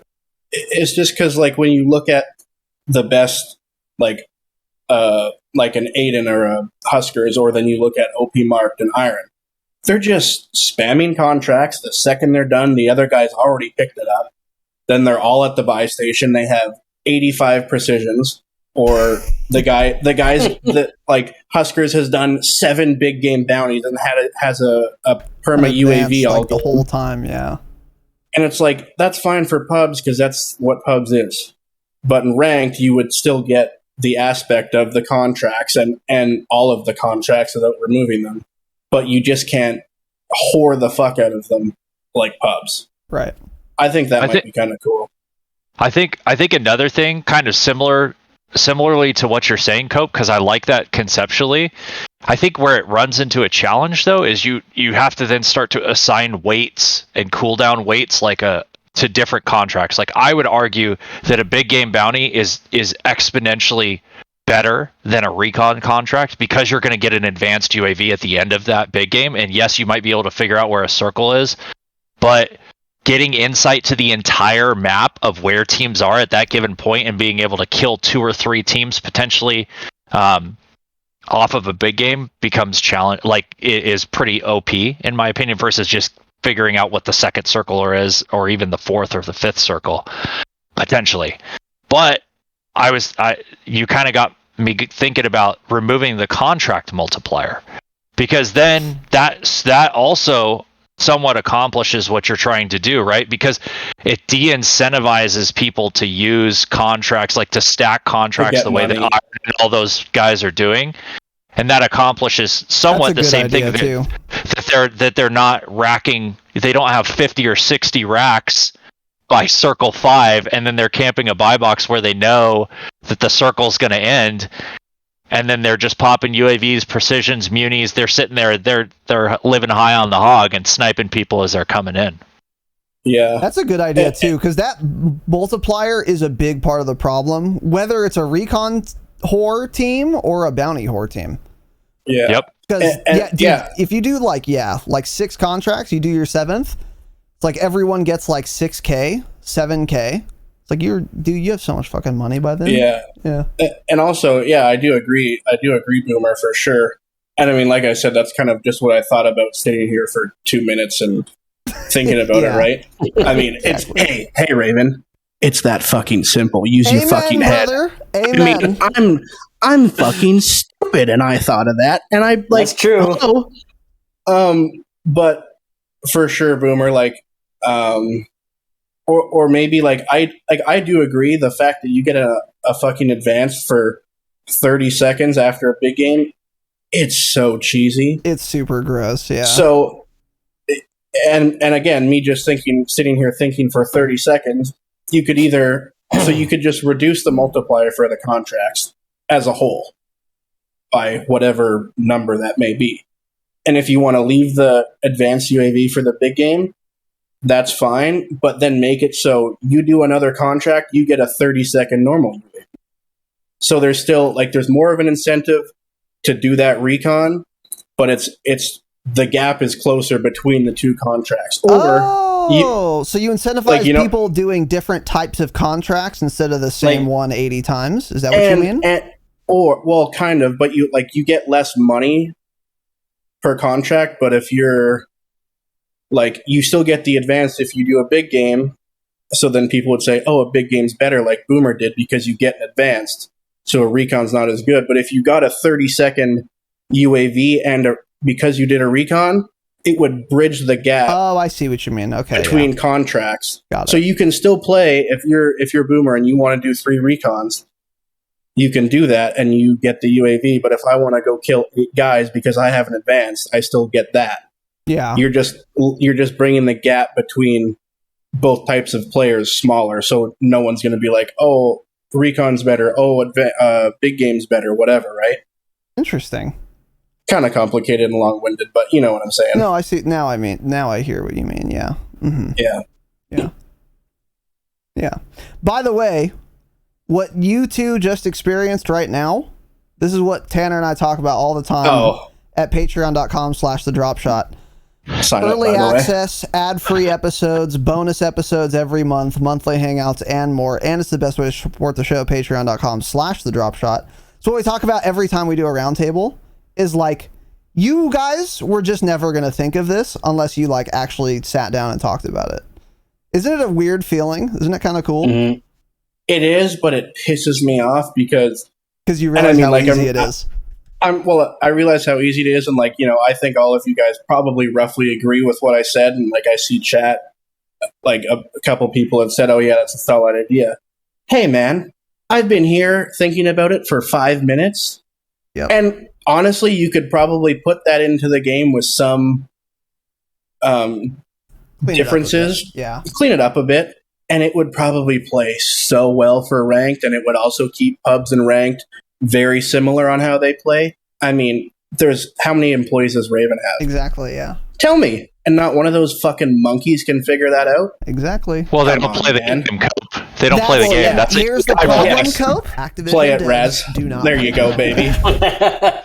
Put us on the Raven round. This is exactly why dude, Cope, you are speaking directly to me, man. Because this is why I always say that. Is because, as you've correctly pointed out, it really doesn't take that much effort to come up with good ideas. Maybe you need to flesh them out more or get into the details. They earn a fucking salary, so they could definitely do that. But it's not that hard to come up with a concept and then start working on it and then have like a really solid idea at the end of your fucking workday if you put in just an iota of effort.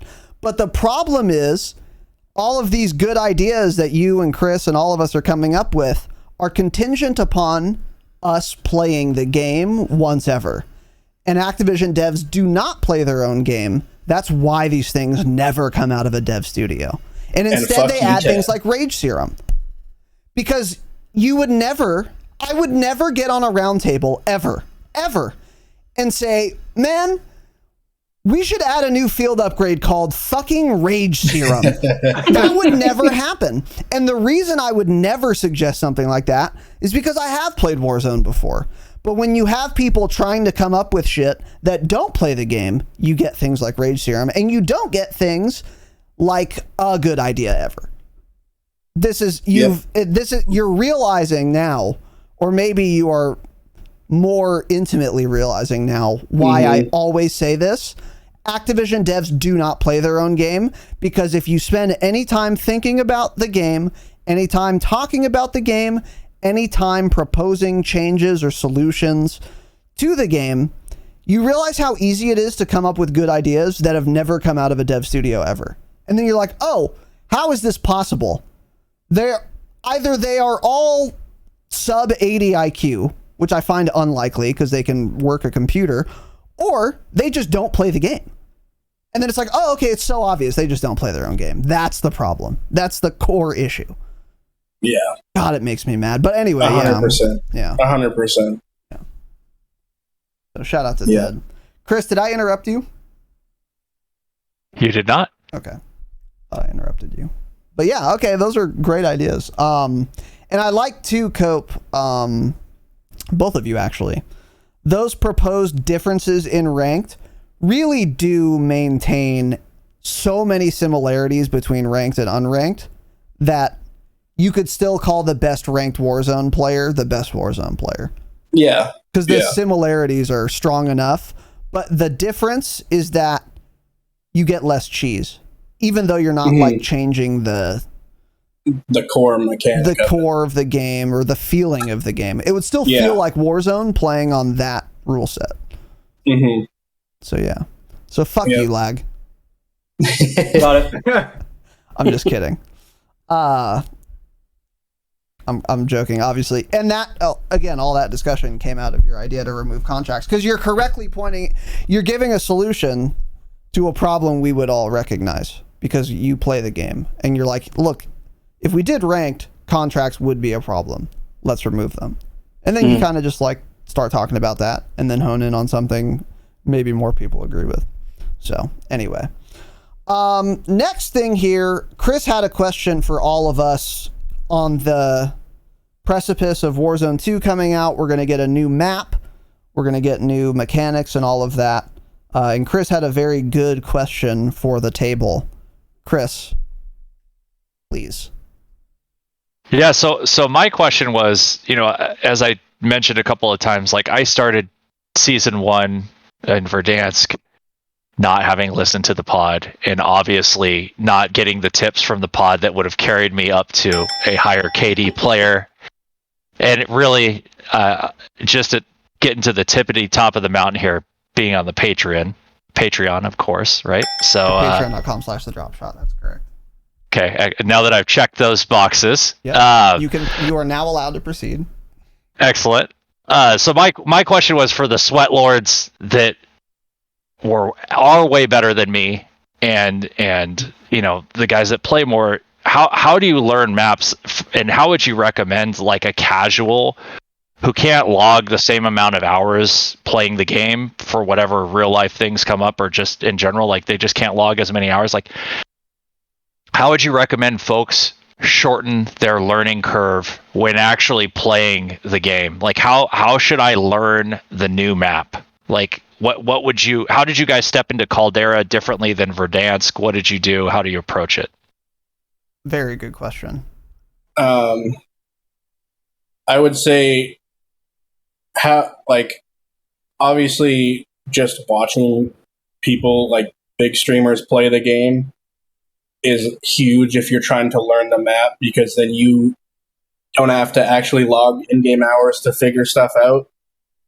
But then, as soon as you start doing that, you get a little less casual because casual players don't give a shit. They won't do that. They don't watch care. streams, yeah. But that said, like when we went from Verdansk to Caldera, like none of the guys I play with, Raz, Tanner, Lag, Shido, Bandit, Jake, we never once said, hey guys, let's have a strat to learn the map. We just jumped out of the plane and figured it the fuck out. Yeah. Because at the end of the day, it's a BR. You drop wherever you're gonna, you do what you gotta do, and then rotate to the zone the best way you think. And once you've done that 3,000 times, you know the whole fucking map pretty damn well. For sure. And I mean, there's still places on Caldera that I don't even know that well because I never go there unless I am forced to by the zone. Like Village, hardly ever. You would never see me in Village. Dig site? Yeah, You a big dig I mean, site we guy? end up at not You little archaeologist? particularly. Cope No. archaeologist? No, Okay, that's good. but places like that, you would never really see me go unless there was 7 teams there on a UAVI scene or the circle forced me there. So I think, kind of answering your question, watch if you can't play 8 hours a day, which most people can't. And I wouldn't even want to play 8 hours a day, 7 days a week. That's ridiculous. Watch people play the game. It'll help. But if you're just going to play, just jump out of the plane. Just play the game and have fun, especially if you're a casual. You'll eventually figure it out. Yeah. It's kind of that simple. Yeah, kind of like you said too, Chris. It's like, just like you just simply accept that you'll never hear footsteps in Warzone, you also just kind of have to accept you just aren't going to know this map as early as some people in your lobby will. I think that's part of it too. But that's also part of the fun too. Like, especially when it's like the first week or two, it's that makes it way more fun when you don't know what the fuck you're doing and the other team you're fighting that's the also best. doesn't. Yeah, it's that's so the fun. best. It's like the start of every Tarkov. Everyone's got shit gear, shit ammo, shit guns. That's why the start of a Tarkov wipe is the most fun, said by 99.9% of their player True. base. Mm-hmm. Yeah. The maps don't change, but everyone's on the same level for the first week or two. And that's what makes it fun. Mm-hmm. Any other recommendations? I do think, if you want to stay casual, then it's like Raz said, a lot of it you're just gonna have to accept you're gonna die in shitty ways the more time goes on, simply because you don't know the map better. But it's like you said when you first asked the question, landing in the same spot every time isn't a bad idea, because at the very least you know that spot really well. Now you can't forget the normal BR strats don't just go out the window either. Like if you're landing mines every game, you may know mines like the back of your hand, but it's still a dog shit place to be in because people are going to drop in on you from every single direction. Correct. And yeah. I don't think it takes a genius to recognize that. So I think that one thing is, you get used to one spot, because once you grab like a bounty or something in that spot, it's probably going to start pulling to around the same area each game that you grab that bounty.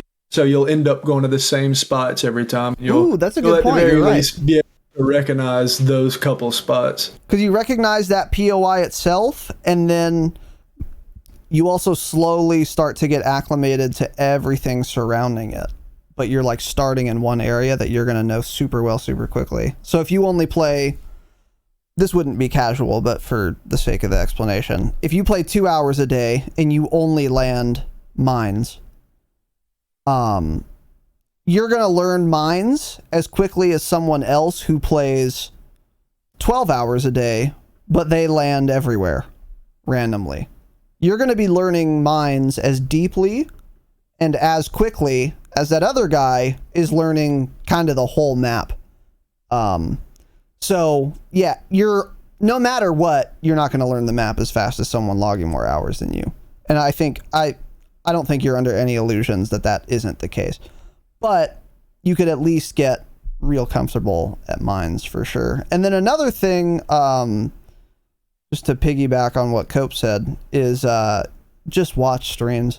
And I don't care how casual you are. If you want to, if you only have time to play an hour a day, but you really, really, really want to get better, that's cool that you only have an hour a day to play. But if you have the money to afford internet access and any machine to play Call of Duty on, you also have the means to be watching more live streams of Call of Duty players than you currently are. This is something I would do when I worked in the office. Every lunch break, I'm watching Twitch on my phone if I want to get better. Or if I just want entertainment, I'll just pull up someone streaming. And I'm like learning that way. Get home and eat dinner, shut off Netflix, and watch a stream while you eat food.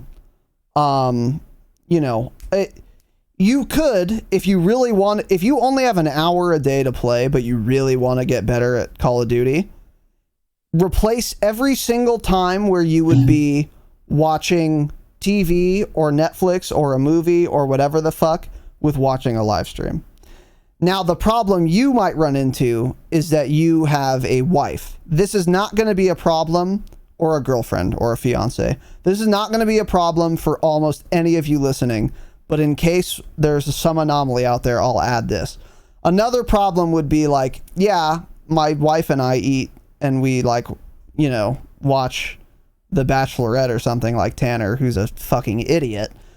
Don't make your wife watch fucking swag on Twitch. That's kind of rude. But still, like eating lunch at work, you could watch a live stream or two. That's another thing I would add.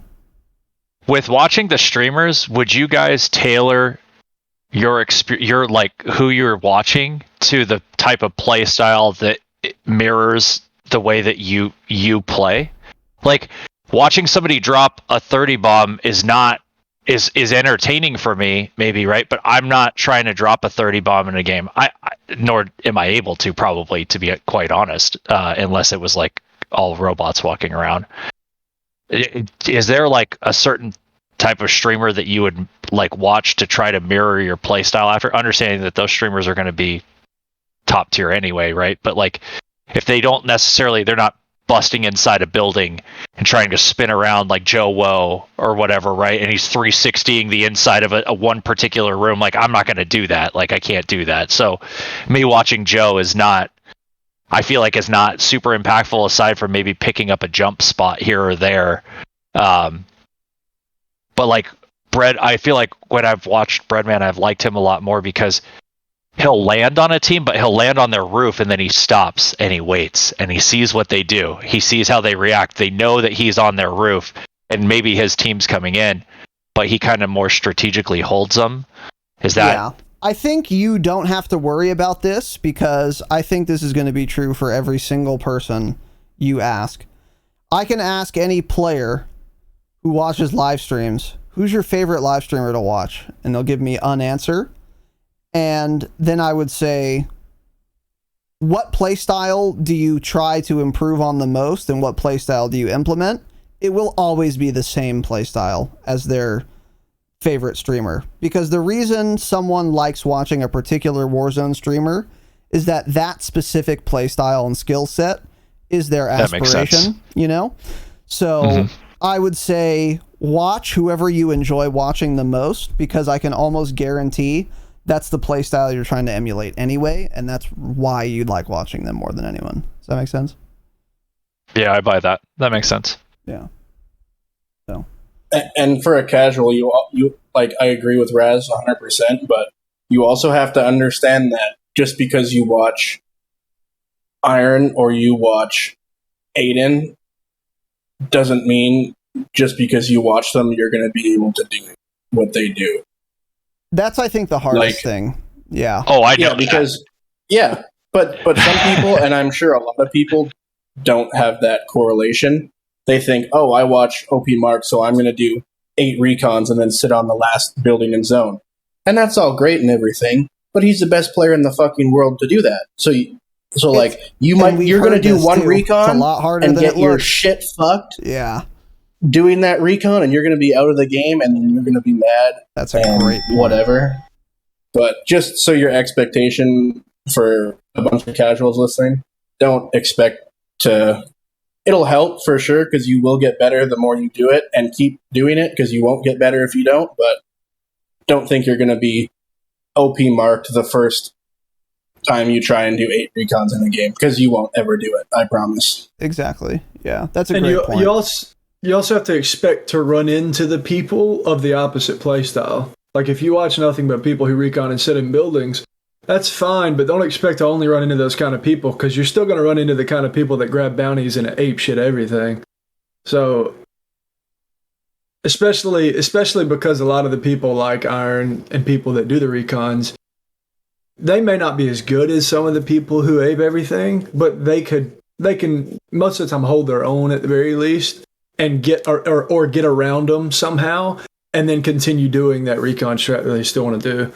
But most of the time, people who are trying to get that good won't be able to do that. You're still going to run into those kind of people. And it goes vice versa, too. That it's going to happen to the people trying to push everything. They're going to run into a recon team that knows exactly what building to sit in. And you are not going to get that push. Yeah, true. Yeah. So I think it's worth at least paying attention to other streamers. That's a good point. If you're like an ape, you should watch Iron stream for a couple hours so that you know what the best possible recon strat team is going to look like, so you know what to expect. So it's like some guys or some team is like on a roof and they're hitting a lot of snipes and you get the sense that they're good players. Well, since you've watched Iron, you know, okay, they probably have these 2 ladders claymored. They probably are running restock. They probably have munis. They're not going to run out of ammo anytime soon. And all of these things, if you never play that strategy and you never have seen that strategy employed, those might be a bunch of unknowns that you wouldn't pick up on, and then you try to just full send them and just instantly get down to 3 claymores. So that's a fair point too, watching how the other side lives, as it were. Yeah, that certainly helps you, like, kind of just like what Raz is saying, like, before, like, in Verdansk, I just wouldn't care. I would just push whatever building and, you know, get double claymored, C4'd, whatever. But, you know, if you watch Iron and stuff, and like, if I come up on a team in a building and I think, oh shit, I bet they're recon gamers. Now I can recognize that way sooner and just fuck off, because I know I'm not going to win that. And then that will make me a better player because I can go do my thing wherever else on the map and worry about them later, or not at all if they die. Here's another and vice thing. Versa. Yeah, dude. Yeah, go ahead. Raz. By the way, here's another really good, a really good thing I picked up from watching like Iron and OP Marked and all of them. Because I'm not really a recon gamer. Probably mostly because of the people I play with. But even if people I played with didn't care how we played, I don't think I'd be like full recon, especially not on Caldera. I definitely wouldn't. But I've watched them a lot, and one thing I've learned is if I see a team early game and they're all on a roof, and then I'm like, okay, I don't want to push that. It's too dangerous of a push. Let's just go somewhere else, do a couple bounties, and then they'll probably die or whatever, or just like not worry about it right now. And that's in first circle. And then in fourth circle, that team, well, let's say I saw them first, second circle, and then it's fourth circle, and they're still on top of the same building. I'm like, oh, okay. They've done all the recons. That's why they're at that building. I can bet you dollars to donuts that area is where next circle pulls, and I don't even have to do the recon. They did it for me, and because I recognize that they're recon gamers, I know that that's where the next circle is going to go, even though I haven't done a recon this game. And that's like a big brain little tip / strat that you're just not going to figure out if you don't know, if you're not acquainted with the recon strategy. Because if you're just some casual, you're going to think, oh, those guys have been camping the roof for a long time. But because I know what people are capable of and what kind of strategies are out there, now when I see that, I will always say, I guarantee you that around that building is going to be safe. We need to start moving there now, even though I don't know where the next circle is. And every single time I've had that thought or made that statement, I've been right. Circle pulls toward them. Because I know they're recon gamers. They know where the next circle is going to be. That's why they're there. So, like, you can pick up things like that by, like, watching how the other, how other strats are played and shit. So, yeah. There's a little pro tip for you. But, yeah, that's a good point. I think it's worth watching how other people play. But you're just also recognize you're not going to be able to stomach it for a long time. Like Jake down in chat specifically. He's watched Iron and OP Marked, and he tells me he fucking hates watching them because it's boring to him. I don't find it boring. I find it very interesting. But that's I actually fall asleep. Yeah, lag's another one. But we have different play styles. So just keep in mind, if you are like a recon gamer, watching JoWo is just not going to be that interesting to you. You should watch it for a while, learn what these teams do. You'll notice that they are constantly getting UAVs. So here's another thing on the other side of the fence.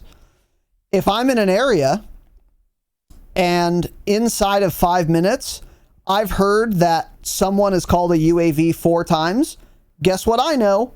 Because I watch those players and play with them. I know that there is some team of really good players that are hunting right now, and they're fairly close to me. And if you're a casual who does like maybe recons or just plays chill and you never watch streams or anything, you might not recognize that this isn't just a random occurrence. This is specifically one team that is fucking hunting, and these guys are going to be really good, and you need to be super careful. And like, you wouldn't necessarily learn that if you're a recon gamer who never watches JoWo or Aiden play, So there are things you could pick up on both ends. Yeah, for sure. Okay, so now I have last question here. COD Next is coming up in a number of days, less than a week. It's coming next week at a time, for sure. I asked Cope this, he kind of said whatever, which is fair. And if that's your guys' answer, that's fine. But I am curious, what does the table want to see at COD Next? And what do you expect to see at COD Next? This does not have to be related to Warzone. It can be related to anything Call of Duty. What do you want to see? What do you expect to see? Anyone? I've given my answer to this before, so I'll open the floor. Yeah. Okay. I guess I'll call on people. Pop. Are you in the same boat? Are you in the boat? Yeah, I mean, I feel like a lot of it we've talked about as far as like the game that we have now and like going into Warzone 2, the kind of changes that we want to see. I don't think I really want to see a bunch of new shit. I kind of want to see a bunch of fixes. More so. You know what I mean? Yeah. I don't know that I'd necessarily be excited. You want a bullet list of things that won't be in Warzone 2 that were in Warzone 1? Yeah. Yeah. Me too, but I don't expect it. Yeah, I'm the same way. I can't think of anything off the top of my head, though, that I would want to see. Besides anything that we've already talked about. Yeah. What about you, Chris? I think for me, and I don't know how they would demonstrate this to me, because I feel like the game is like okay right now. Decent, right? Like it's a decent experience. I think I want to see like hope. Like I just want to see hope that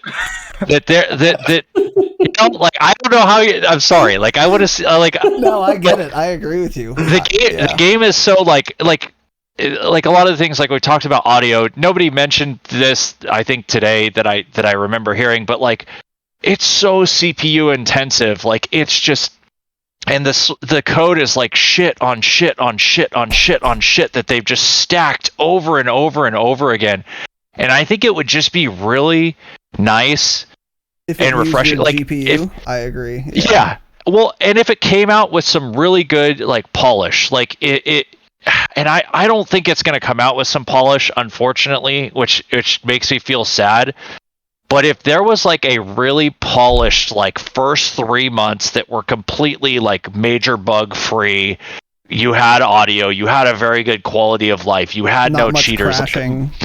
Yeah, my bar is not like the other, like the guns felt decently good. Like there's not like weird reticles or like half the gun is showing on your screen the way it is in fucking Vanguard, where you've got a mag that's like sitting up on the iron sights over here. The Owen gun looks like shit. Like I just want get back to basics. Like the movement feels good.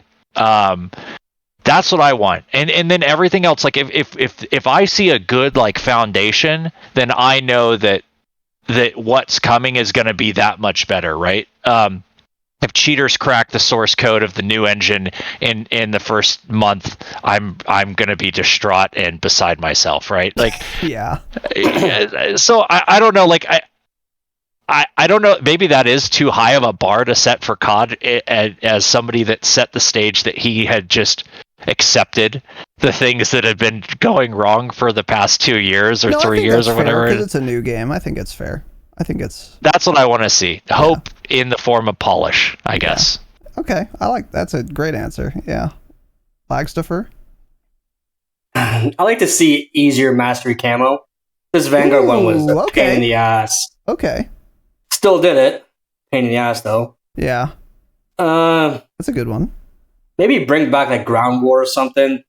That also helped me a lot in Warzone and Verdansk, playing that. Mm-hmm. Bring that, just a different game mode, something else to play. Yeah. Yeah, for sure. I would expect to see something on Ground War. I would not expect any info on the Mastery camo at COD Next. That's kind of where I'm at. But yeah, I agree with you. I would love to see camo challenges that make sense.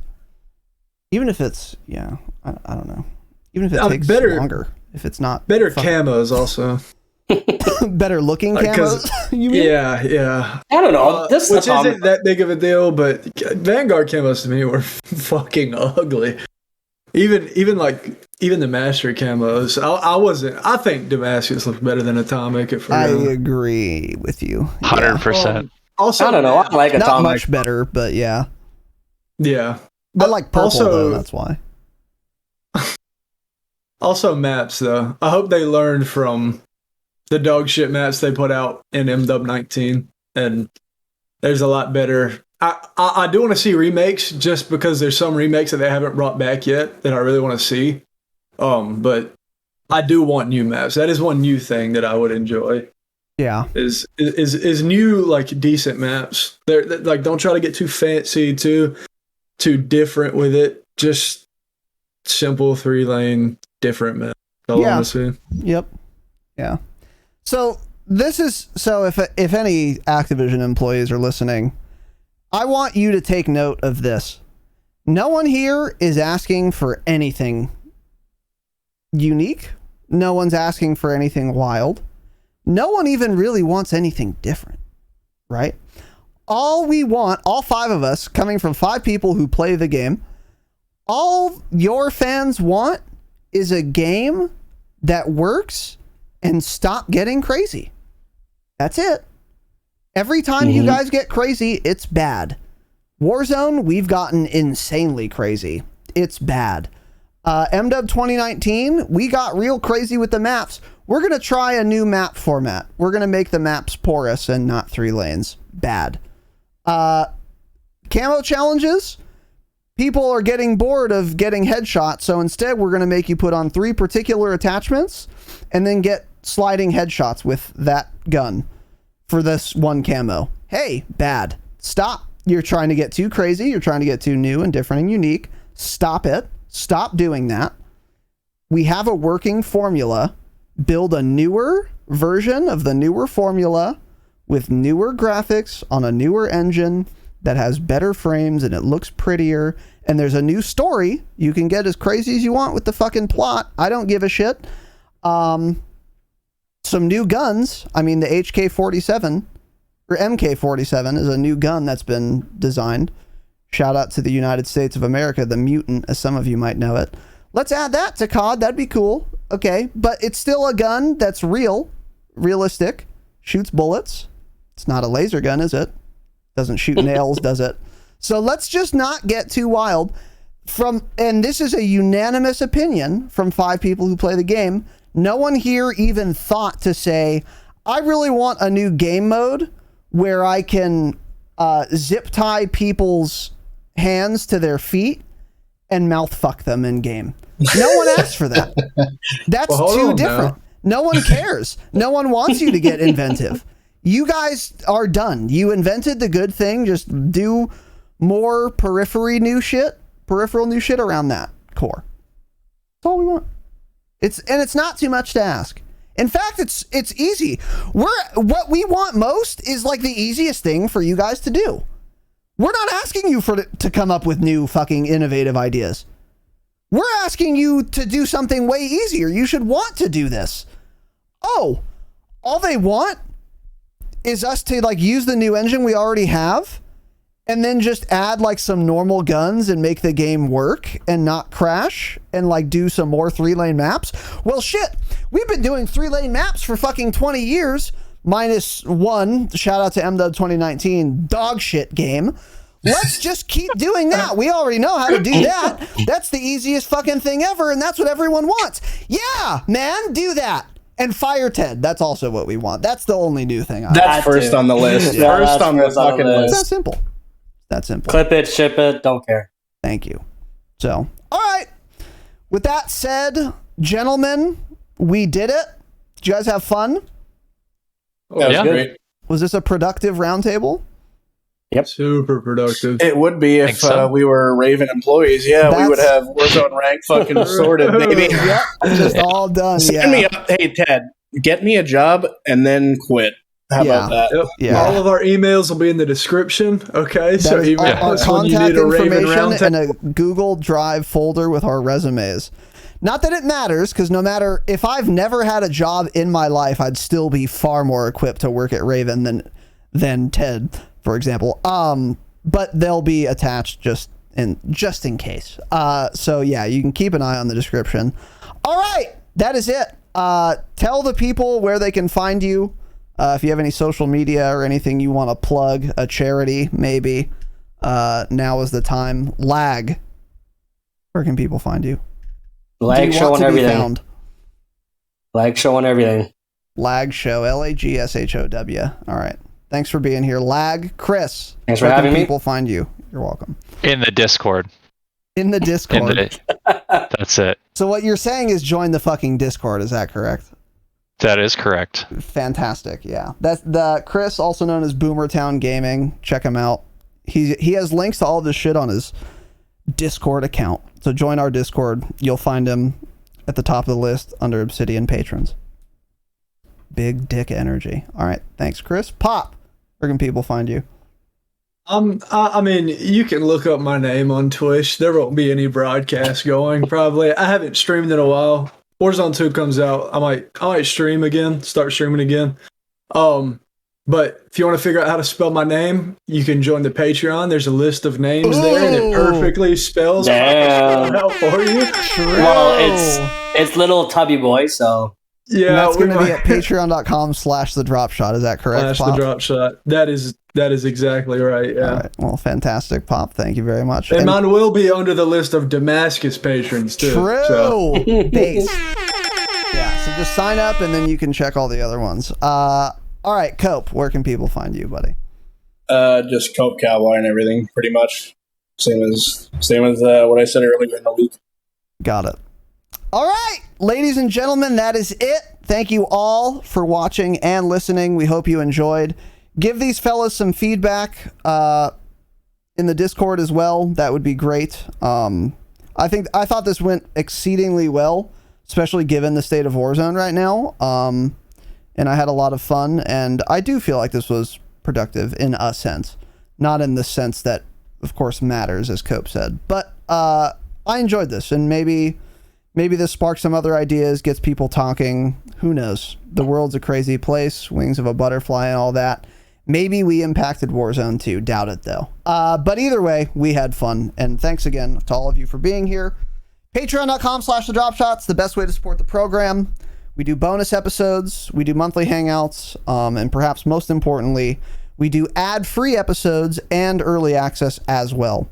So if you want to listen to the pod before it goes live publicly, and if you don't want to listen to ads, you can do that at all tiers at patreon.com/thedropshot.